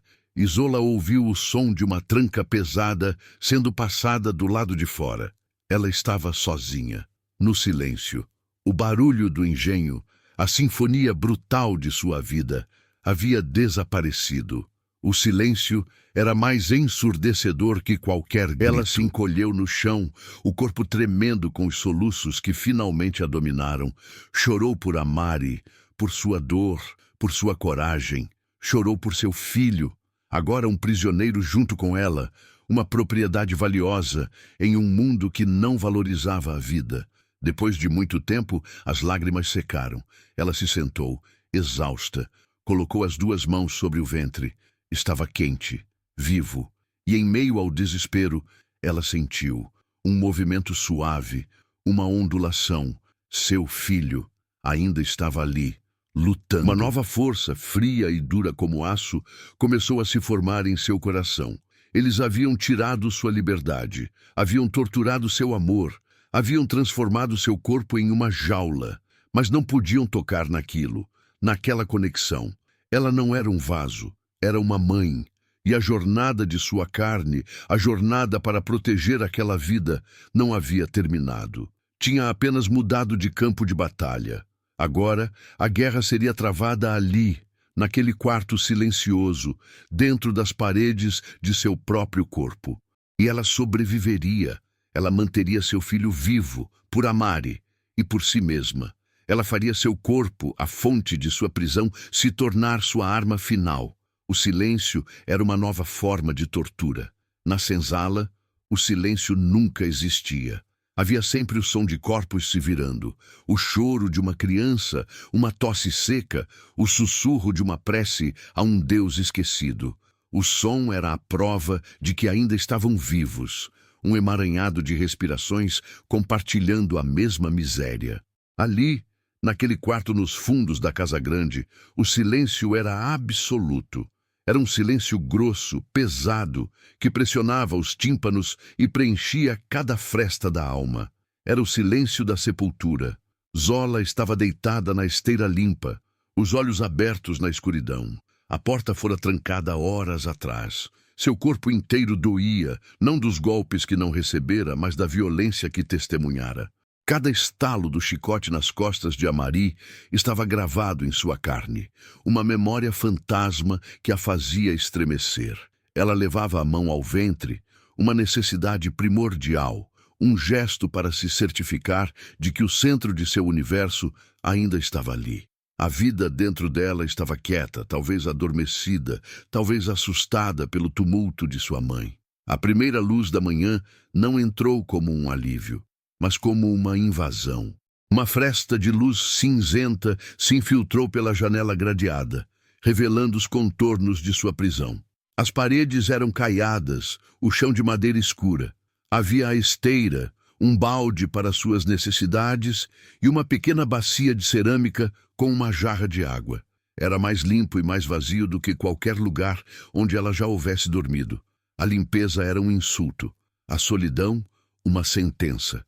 Ouviu o som da tranca sendo arrastada do lado de fora. A porta se abriu com um rangido. Uma moça mais nova, uma mucama da casa chamada Benedita, entrou sem olhar para Zola. Colocou uma tigela de madeira no chão e saiu tão silenciosamente quanto entrou. A porta foi trancada novamente. Na tigela havia mingau de fubá. Era grosso, quente e tinha um pedaço de rapadura derretendo por cima. O cheiro doce invadiu o quarto. Era a comida que os feitores comiam, não os escravos do campo. Seu estômago se revirou, a náusea da manhã se misturando com a repulsa. Eles a estavam alimentando, engordando-a como um animal para o abate, ou melhor, para a cria. Ela se forçou a sentar. O mundo girou por um instante. Ela respirou fundo, o cheiro do mingau a sufocando. Pensou em Amari. Onde ele estaria? No depósito de sal, como Valério ordenara. O sal sobre as feridas abertas era uma tortura lendária, uma forma de queimar a carne e a alma ao mesmo tempo, de deixar cicatrizes que nunca mais se fechariam. Ele estaria vivo. A ameaça do Senhor ecoou em sua mente. Se algo acontecesse à cria, ele faria a Mari em pedaços na sua frente. Ela olhou para a tigela. Aquela comida não era para ela. Era para o filho deles. Era a única arma que ela tinha, o único jeito de lutar. Ela pegou a tigela com as mãos trêmulas e começou a comer. Cada colherada era um ato de desafio. Engolia o mingau junto com as lágrimas e o ódio. Comia para que a vida dentro dela se fortalecesse. Comia para dar a seu filho a força que a Mari precisaria para sobreviver. Comia porque sua sobrevivência agora era a única esperança dele. Os dias se tornaram uma rotina de silêncio e humilhação. 2 vezes por dia, a porta se abria. A comida era deixada. O balde era trocado.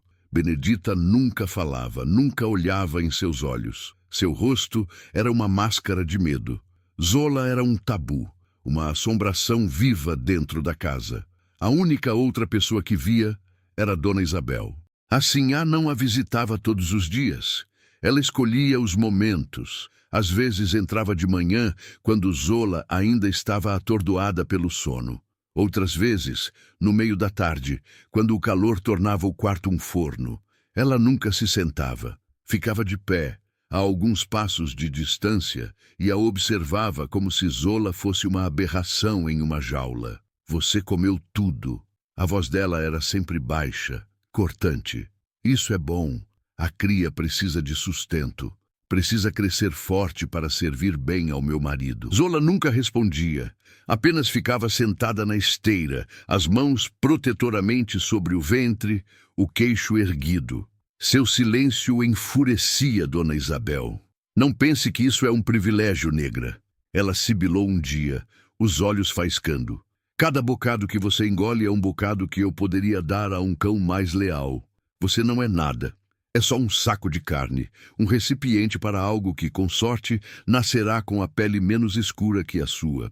Ela se aproximava, o cheiro de seu perfume de flores brancas enchendo o quarto, um aroma limpo e cruel. Seus olhos desciam para a barriga de Zola, que começava a se arredondar de forma mais visível, agora que não estava mais comprimida pela faixa.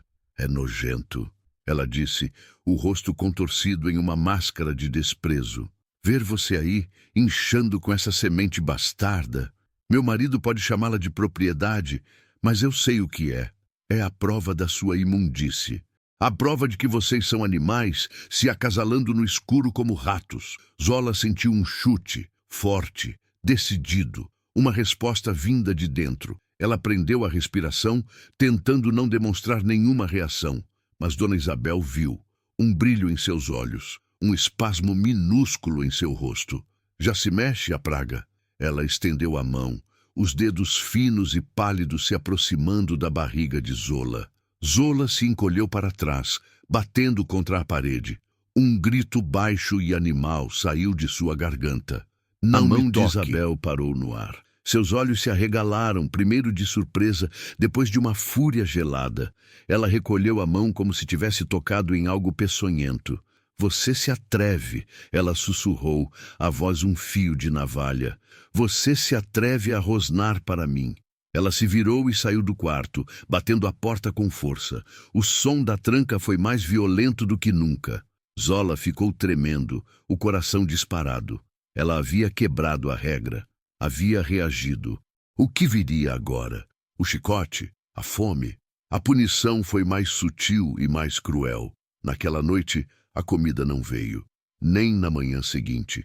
O estômago de Zola roncava, uma dor oca que se espalhava por todo o seu corpo. A fome era uma velha conhecida, mas agora era diferente. Não era apenas seu corpo que sofria. Ela sentia o filho protestar, uma agitação inquieta em seu ventre. Ela bebia a água da jarra, tentando enganar a fome, sussurrando para a barriga. Calma, meu filho. Mamãe vai dar um jeito. Nós somos fortes. Nós vamos aguentar. No segundo dia sem comida, a porta se abriu. Era Dona Isabel. Ela trazia um prato. O cheiro era divino. Carne assada com mandioca. Zola sentiu a boca encher de água. Isabel colocou o prato no chão, bem fora do alcance de Zola. Está com fome, animal? Perguntou ela, um sorriso perverso nos lábios finos. A cria está com fome? Zola não disse nada. Apenas olhou para o prato, o corpo tremendo de desejo e necessidade. Se você quer comer, vai ter que implorar. Ajoelhe-se e peça, peça como a cadela que você é.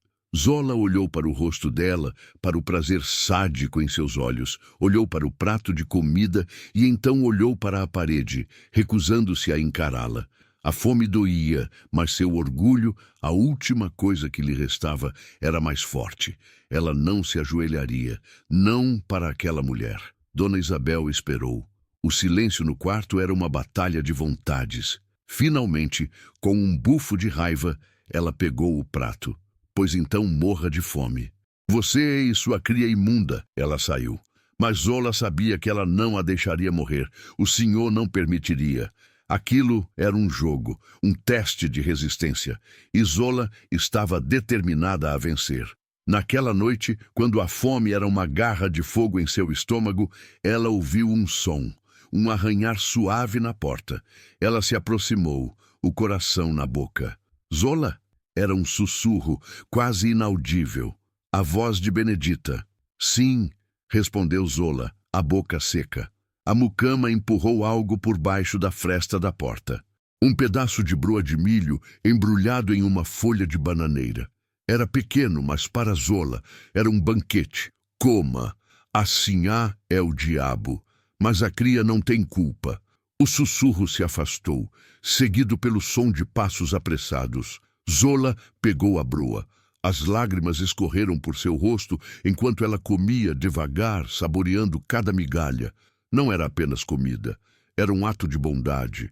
Uma prova de que, mesmo naquele inferno, a humanidade ainda podia existir em pequenos gestos secretos. Havia uma aliada, por mais assustada que estivesse. O corpo de uma mulher escravizada pertencia a todos, menos a ela mesma. Pertencia à lógica do senhor, ao chicote do feitor, à inveja da sinhá. Mas quando esse corpo se torna uma fortaleza para uma nova vida, ele se transforma no campo de batalha mais íntimo e violento que existe. Se você já se sentiu prisioneiro de suas próprias circunstâncias, lutando uma guerra silenciosa que ninguém mais pode ver, deixe sua força nos comentários, porque a resistência de Zola está apenas começando a fincar suas raízes no chão de sua cela. A rotina de tortura psicológica de Dona Isabel continuou, mas algo havia mudado. Zola não era mais apenas uma vítima passiva. Ela tinha uma aliada, por menor que fosse sua ajuda, e tinha um propósito que transcendia sua própria dor. Ela começou a observar, a memorizar os sons da casa, o sino que chamava para as refeições, os passos pesados do senhor no corredor, a voz estridente de Dona Isabel dando ordens, o choro de um dos filhos da cozinheira. Ela construiu um mapa do mundo do lado de fora de sua porta apenas com os ouvidos. Sua janela gradeada dava para a parte de trás do jardim, um pequeno pátio murado onde as lavadeiras trabalhavam. Dali, ela podia ver um pedaço do céu. E às vezes, se esticasse o pescoço, conseguia ver Enquete, a traidora. Enquete agora trabalhava na lavanderia, um serviço considerado mais leve que o do campo. Usava um vestido de algodão melhor, menos remendado que os das outras. Às vezes, Dona Isabel parava para conversar com ela, e Enquete sorria. Um sorriso subserviente que não alcançava seus olhos vigilantes. Zola a observava com um ódio frio e paciente. Cada sorriso de Enquete era um prego a mais no caixão de sua antiga vida, mas também um tijolo na muralha de sua determinação. Um dia, Benedita, ao trazer a comida, arriscou mais. Ela não saiu imediatamente. Ficou parada perto da porta, de costas para Zola, como se estivesse vigiando o corredor. Ele está vivo. Ela sussurrou, a voz tão baixa que Zola quase não ouviu. O coração de Zola parou. Ela sabia de quem Benedita estava falando. A Mari? Sim. Voltou para a moenda há uma semana. Anda devagar. As costas dele é uma coisa feia de se ver, mas ele está vivo e forte, de que Led manda dizer que ele pergunta de você todos os dias. Ela diz para ele que a leoa está guardando a cria em segurança. A leoa, um sorriso, o primeiro em semanas, tocou os lábios de Zola. Ela não estava sozinha. Havia uma rede invisível de comunicação e cuidado se estendendo até ela. A Mari estava vivo. A notícia foi como um bálsamo em suas feridas. Deu-lhe uma nova força. Ela precisava ficar bem, não apenas pelo filho, mas por ele, para que um dia, de alguma forma, eles pudessem se reencontrar. Os meses passaram. A barriga de Zola cresceu, redonda e firme. O filho se movia constantemente, chutes e reviravoltas que eram ao mesmo tempo um conforto e uma agonia. Era a prova de vida, o êxtase de sentir seu amor materializado dentro dela. Mas também era a evidência física de sua prisão, o relógio biológico que a aproximava de um destino desconhecido. O que aconteceria quando ele nascesse? Eles o arrancariam dela no mesmo instante. Ela o ouviria chorar uma única vez. Dona Isabel parecia enlouquecer à medida que a gravidez de Zola avançava. Sua própria esterilidade era um espelho que refletia a fertilidade pujante da escrava que ela odiava. Suas visitas se tornaram mais erráticas, mais perigosas. Numa tarde chuvosa, quando o céu estava escuro como a noite e o som da chuva na telha era a única coisa que quebrava o silêncio, Isabel entrou no quarto. Ela não disse nada. Apenas ficou parada, olhando para Zola, que estava sentada na esteira, costurando uma pequena camisa para o bebê com um pedaço de pano e uma agulha de osso que Benedita havia contrabandeado para ela. "Onde você conseguiu isso?" A voz de Isabel era mortalmente calma. Zola escondeu a pequena camisa atrás das costas. "Me dê isso." Isabel avançou, a mão estendida. "Não, é para o meu filho." Isabel a agarrou pelo braço, tentando arrancar o pedaço de pano de sua mão. Zola resistiu, segurando o pequeno tecido com a força do desespero. As duas mulheres lutaram, um embate silencioso e feroz no quarto abafado. Isabel era mais magra, mas movida por uma fúria insana. Ela arranhou o braço de Zola, as unhas deixando sulcos vermelhos na pele escura.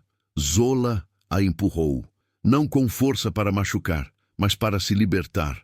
Dona Isabel, desequilibrada, tropeçou para trás. Seus pés se enroscaram em suas próprias saias e ela caiu, batendo as costas com força no chão de madeira. O som da queda foi alto. Por um instante, as duas ficaram paralisadas. Isabel no chão, o rosto uma máscara de choque e dor. Zola de pé, ofegante, a pequena camisa ainda em sua mão. A porta se abriu de supetão. Senhor Valério estava ali, o rosto impassível como sempre, mas os olhos cinzentos faiscando ao ver a cena. Sua esposa no chão, a escrava grávida de pé sobre ela. "O que significa isto?" A voz dele era fria como gelo. Dona Isabel começou a chorar, lágrimas de raiva e humilhação. Essa besta, ela me atacou, tentou me matar. Ela quer matar o seu filho, Valério. Ela é um animal perigoso." Valério olhou de sua esposa, chorando para Zola. Zola não disse nada, apenas o encarou, o peito subindo e descendo. Sabia que qualquer palavra seria inútil. Sua sorte estava selada. O fim havia chegado. Ele a mataria ali mesmo. Ele caminhou para dentro do quarto, ajudou Isabel a se levantar. Ela se agarrou a ele soluçando. "Tire essa coisa de perto de mim," ela disse. "Mande-a para o tronco, mande-a para o inferno." Valério segurou a esposa pelos ombros, afastando-a um pouco. Seu olhar não deixou-o de Zola. Ele viu a pequena camisa na mão dela, viu os arranhões em seu braço, viu a ausência de medo em seus olhos. E ele compreendeu. Ele se virou para a esposa. "Vá para o nosso quarto, Isabel. Eu resolvo isso." "Não, eu quero ver. Eu quero vê-la pagar. Vá!" A palavra foi uma ordem, não um pedido. O tom fez Isabel se encolher. Ela lançou um último olhar de puro ódio para Zola e saiu, batendo a porta. Agora estavam apenas os dois, o senhor e a escrava, o dono e a propriedade que se rebelara. Ele se aproximou dela lentamente. Zola não recuou. Se fosse para morrer, morreria de pé. Você a empurrou. Ele constatou, não perguntou. Ela me atacou. Queria tirar a roupa do meu filho. A voz de Zola era firme. Ele parou a um passo dela. Seus olhos desceram para a barriga proeminente. Você é mais problema do que eu antecipei, ele disse, quase para si mesmo. Mas é forte, e a cria de uma fêmea forte é valiosa. Ele estendeu a mão. Zola se enrijeceu, esperando um golpe. Mas ele não a tocou. Ele pegou a pequena camisa da mão dela, examinou o tecido grosseiro, a costura irregular. É um menino? Ele perguntou. Eu não sei. Ele devolveu a camisa para ela. Minha esposa está desequilibrada. A sua presença nesta casa a perturba. Ele caminhou até a porta. Mas você ficará aqui, até o dia do nascimento. Depois disso, veremos. Ele saiu, trancando a porta. Zola ficou sozinha, o coração batendo descontroladamente. Ela não entendia. Ele não a punira. Ele a defendera, de certa forma, de sua própria esposa. Por quê? Pela cria, pelo valor monetário do ser humano que ela carregava. Sua vida e a de seu filho não eram protegidas por humanidade, mas por ganância. A realização era mais assustadora do que qualquer chicote. Ela e seu filho não eram pessoas, eram um investimento. Ela se sentou na esteira, o corpo tremendo com a adrenalina que passava. Colocou a mão na barriga. O bebê se moveu, um chute forte, como se concordasse com a decisão do mundo. Eles estavam vivos, por enquanto. A guerra dentro da casa grande havia tido sua primeira grande batalha. Zola vencera, mas sabia que a próxima viria, e seria ainda mais sangrenta. Porque o ódio de Dona Isabel não era algo que a lógica fria do lucro pudesse conter para sempre. E um dia, o bebê teria que nascer. E nesse dia, a proteção do senhor poderia não ser suficiente. A proteção era uma jaula. O quarto era uma jaula. Seu corpo era uma jaula. Zola aprendeu isso rápido. A comida chegava. O balde era limpo. O silêncio a envolvia. Mas a segurança do senhor era apenas uma corrente mais longa. Uma corrente dourada, talvez, mas ainda assim uma corrente. Ele não a protegia. Ele protegia seu investimento. A cria. O fruto de sua barriga que ele já considerava seu. O pensamento era um verme que roía sua paz. Ela não teria paz, não enquanto seu filho estivesse destinado a nascer propriedade de outro homem, a nascer com um preço. A decisão não veio como um raio, veio como a água que se infiltra na rocha, gota a gota, dia após dia. Cada refeição forçada para dentro, cada olhar de desprezo de Dona Isabel, cada chute forte de seu filho contra suas costelas. Cada noite, imaginando o rosto de Amari, as costas dele, a rocha de sua resignação começou a rachar. Ela não podia mais apenas aguentar. Aguentar era esperar pelo inevitável. Aguentar era entregar seu filho. O espírito, encurralado e faminto, precisava se revoltar. A sobrevivência não era mais suficiente. Ela precisava lutar. A decisão se solidificou. Firme, fria. Ela iria sair dali. Ou morreria tentando. Mas seu filho não nasceria escravo. Essa era uma promessa. Uma promessa feita no silêncio de sua jaula para a vida que pulsava dentro dela. A chave era Benedita, a mucama assustada, a portadora de broa de milho. Zola a observou por dias, estudou seu medo, viu a forma como seus olhos desviavam dos de Dona Isabel, viu o tremor em suas mãos quando recolhia a tigela vazia.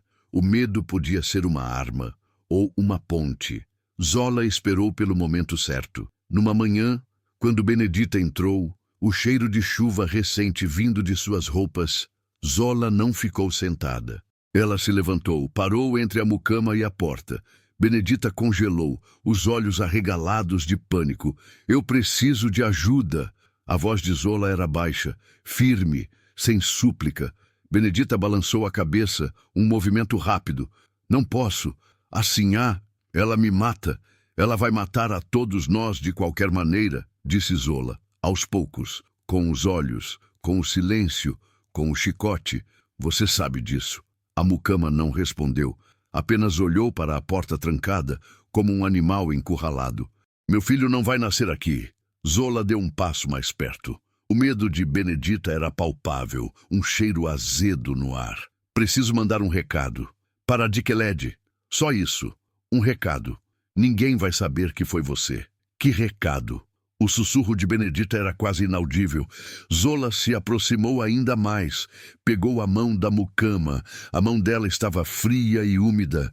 Na palma de Benedita, Zola desenhou com o dedo uma espiral. Um símbolo antigo. O símbolo do recomeço.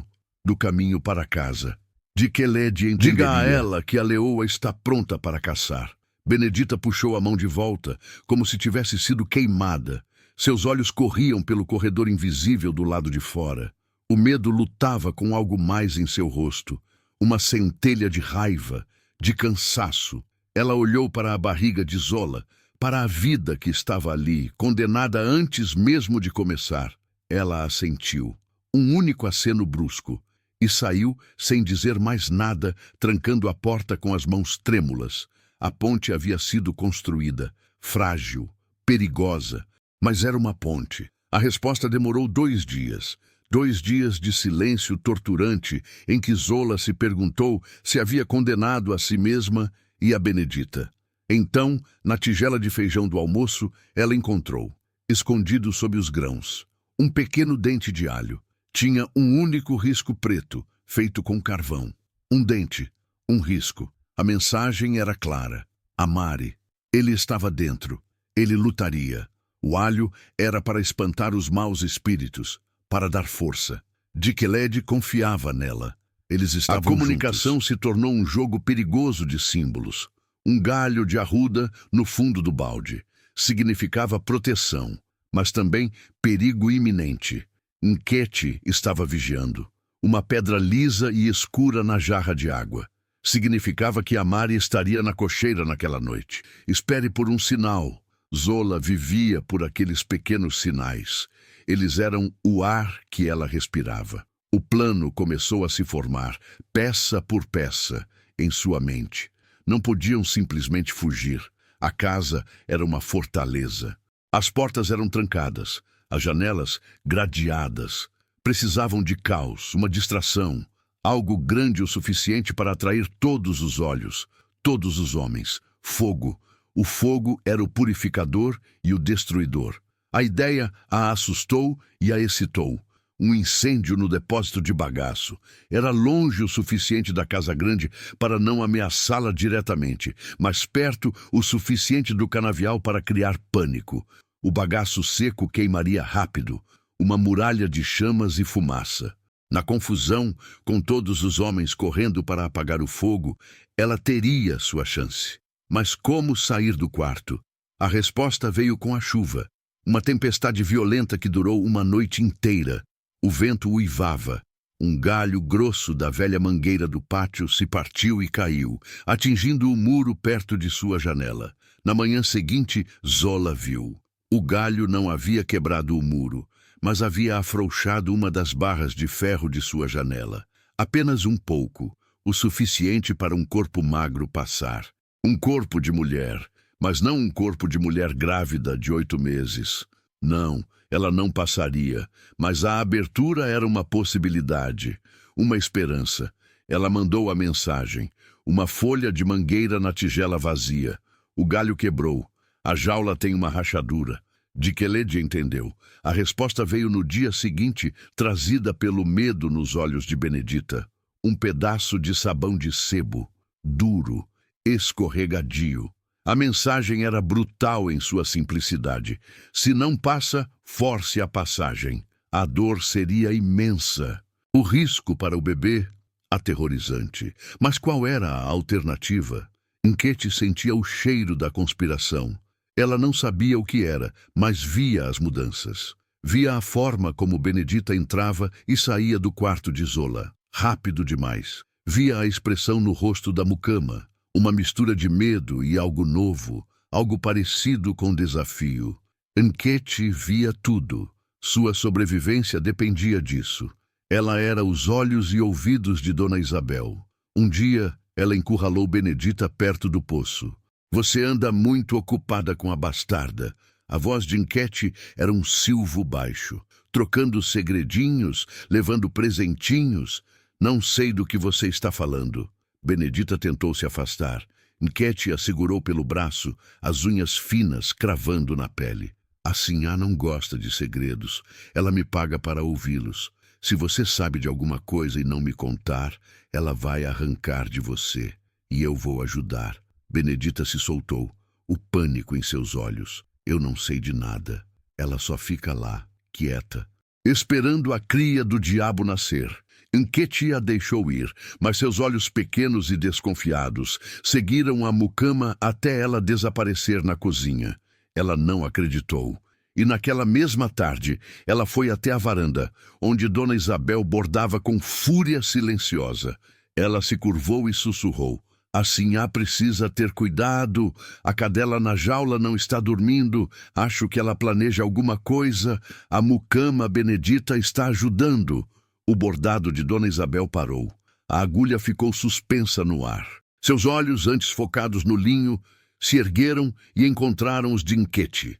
Um brilho doentio de interesse e ódio se acendeu neles. "Conte-me mais." O plano precisava ser acelerado. Zola sentiu a urgência no ar. A forma como Benedita estremeceu ao lhe entregar a comida naquela noite. O jeito como ela sussurrou: "Enquete sabe." Ela contou: "A Sinhá está vindo." O tempo havia acabado. Tinha que ser aquela noite. A lua estava coberta por nuvens. Uma escuridão perfeita. Ela mandou a mensagem final. Um pedaço de carvão no fundo da tigela. Significava fogo. Significava hoje. A noite caiu. O silêncio da casa era uma mortalha. Zola esperou, o coração batendo em sua garganta. Cada som era uma ameaça, o ranger de uma tábua no assoalho, o latido distante de um cão. Ela passou o sabão de sebo em seus ombros, em seus quadris, em sua barriga.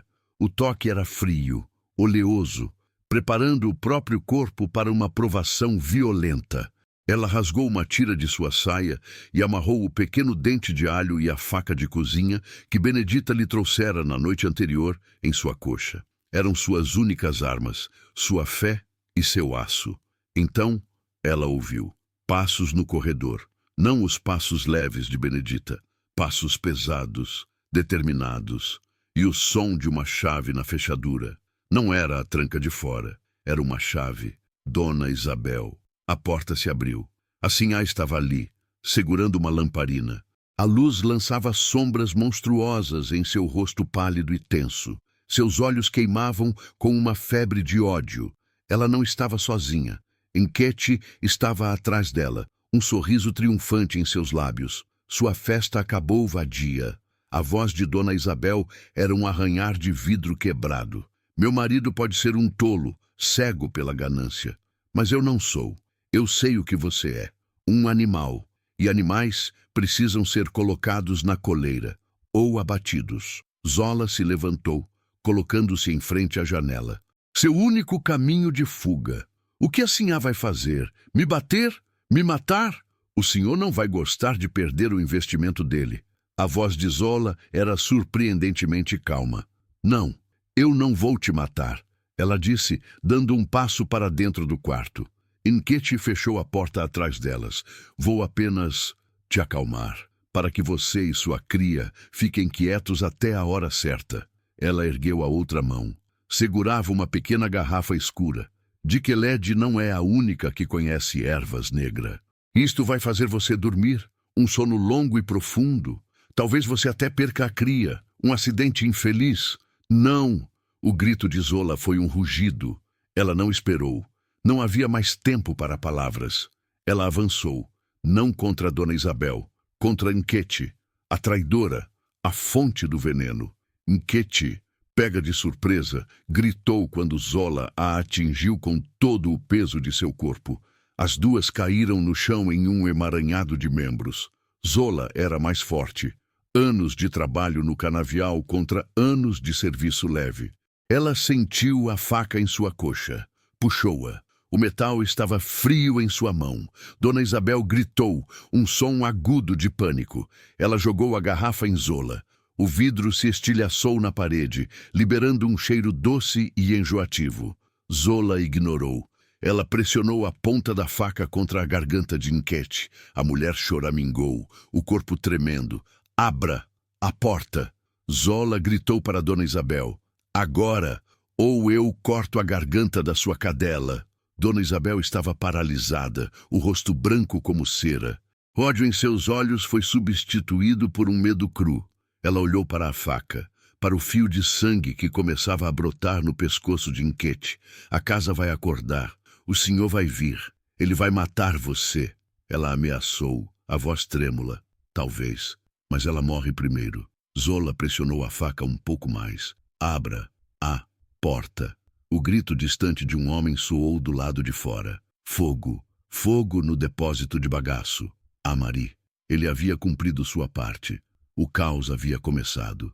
Era agora ou nunca. Dona Isabel, ouvindo os gritos, pareceu tomar uma decisão. Ela não correu para a porta. Ela correu para Zola. Com um grito de fúria, ela se jogou sobre as duas mulheres no chão. A lamparina caiu. O óleo se espalhou pelo assoalho de madeira, as chamas lambendo o líquido. O quarto explodiu em luz. As chamas se espalharam com uma velocidade aterrorizante.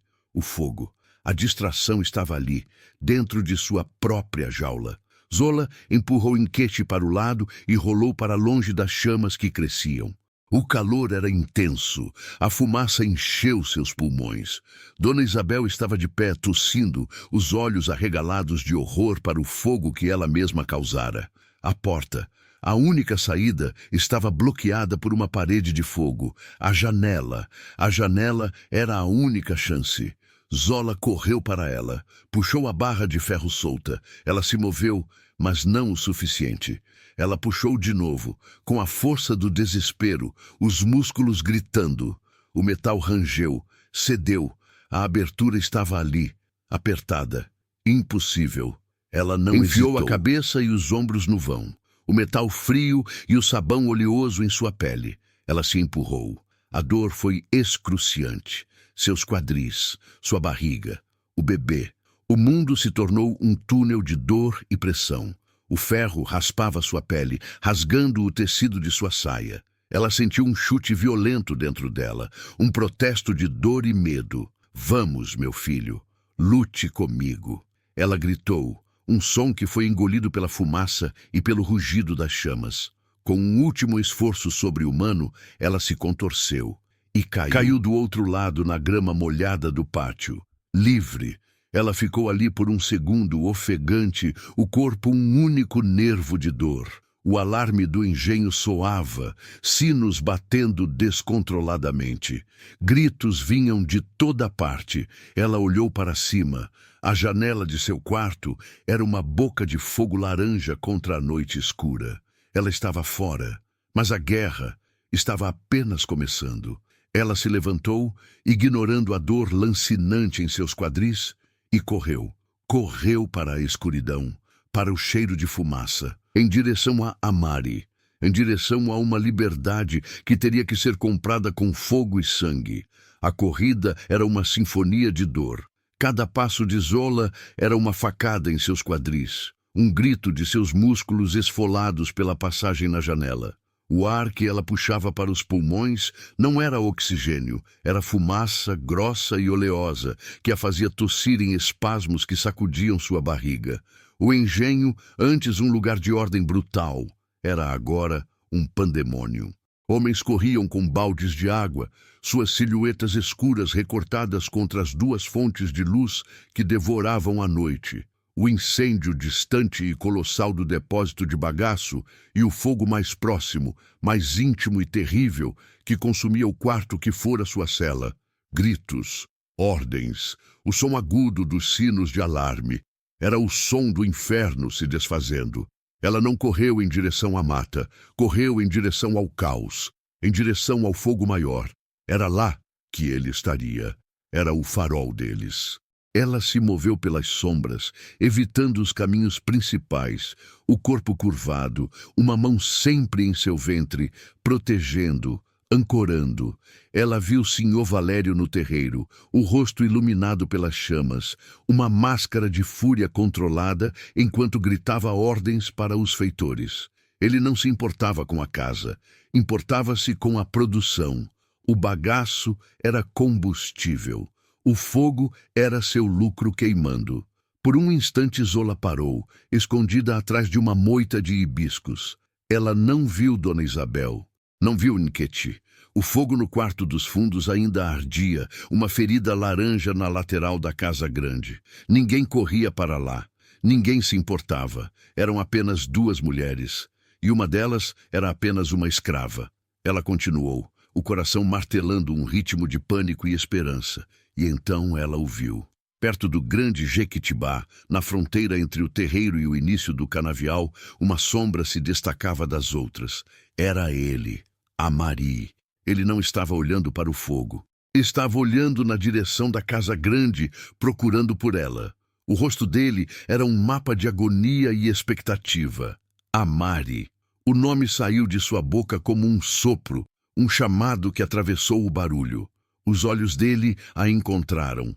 A tensão em seu corpo se desfez em alívio, apenas para se solidificar novamente em urgência.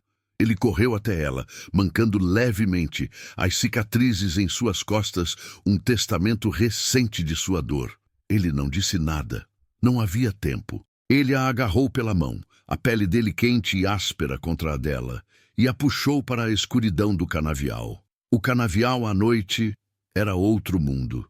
As folhas altas e afiadas formavam um labirinto escuro, sussurrante. O cheiro de fumaça os seguia, mas logo foi dominado pelo cheiro de terra úmida e de melaço cru. Eles correram. Correram até que os gritos do engenho se tornassem um murmúrio distante. Correram até que seus pulmões queimassem e suas pernas se recusassem a obedecer. Zola tropeçou, o peso de seu corpo a levando ao chão. Uma dor aguda atravessou seu ventre. Ela gritou, um som abafado pela terra. Amari estava ao seu lado em um instante, ajoelhado, as mãos grandes e gentis percorrendo o corpo dela, procurando por ferimentos. O bebê. Ela ofegou, as lágrimas se misturando ao suor e à fuligem em seu rosto. Eu acho que está na hora. O pânico nos olhos de Amari foi rápido, mas ele o escondeu sob uma máscara de calma. Ainda não. É só o susto. A corrida. Nós vamos conseguir. Levante-se, meu amor. Precisamos chegar ao rio antes do amanhecer. Ele a ajudou a se levantar. Ela se apoiou nele e eles continuaram, não mais correndo, mas caminhando. Uma jornada lenta e dolorosa através da escuridão. Cada passo era um ato de vontade.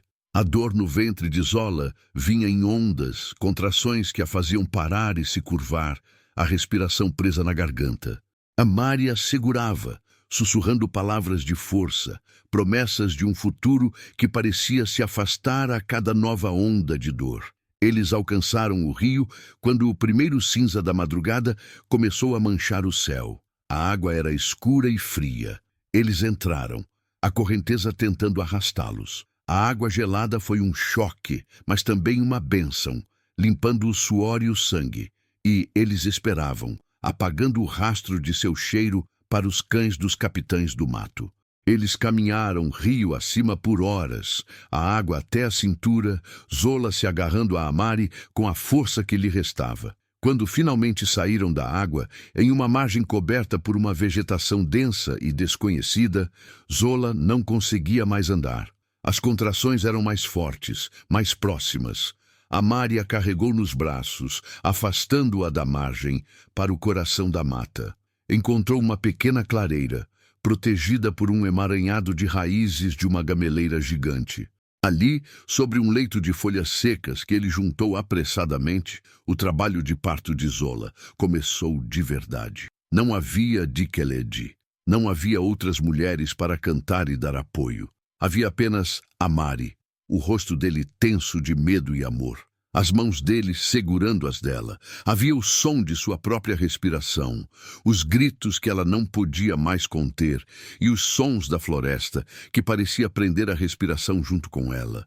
A dor era um fogo que a consumia de dentro para fora, uma força da natureza que rasgava seu corpo. Mas não era a dor do chicote, não era a dor da humilhação, era a dor da vida. Faça força, Zola, faça força, minha leoa. A voz de Amari era sua única âncora naquele oceano de agonia. E ela fez, com a imagem das costas ensanguentadas dele em sua mente, com a memória do rosto de Dona Isabel se contorcendo em ódio, com a promessa que fizera a si mesma em sua cela silenciosa. Ela empurrou o medo, a dor, a escravidão para fora de seu corpo. E com um último grito, um rasgo em sua alma e em sua carne, ela sentiu o alívio, a passagem, a vida. O som que se seguiu não foi um grito de dor, foi um choro, fino, forte, zangado. O som mais belo que Zola já ouvira. Amari, com as mãos trêmulas, pegou o pequeno corpo escorregadio e o colocou sobre o peito de Zola. Era um menino, perfeito, coberto de sangue e de vida. Seus pequenos pulmões se encheram com o ar livre da mata e ele chorou, anunciando sua chegada a um mundo que não o possuía. Zola chorou também. Lágrimas de exaustão, de alívio, de um amor tão avassalador que doía. Ela beijou a cabeça de seu filho. Amari se ajoelhou ao lado deles, o rosto molhado de lágrimas, e beijou a testa de Zola. Naquela pequena clareira, cercados pela mata selvagem, eles eram uma família. Eram livres. A jornada não terminou ali. Durou semanas. Eles seguiram as estrelas e as memórias de Amari sobre as histórias que os mais velhos contavam. Eles encontraram o Quilombo.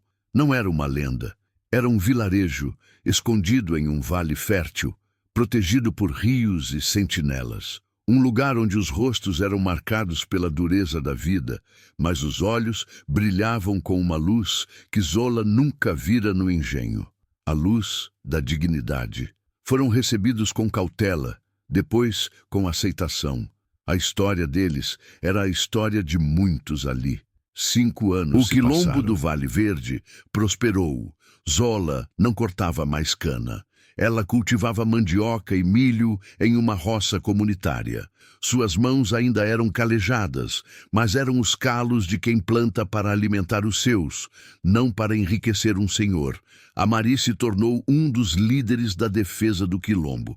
Suas costas ainda exibiam as cicatrizes terríveis daquela noite, mas ele andava ereto, o corpo forte, os olhos vigilantes.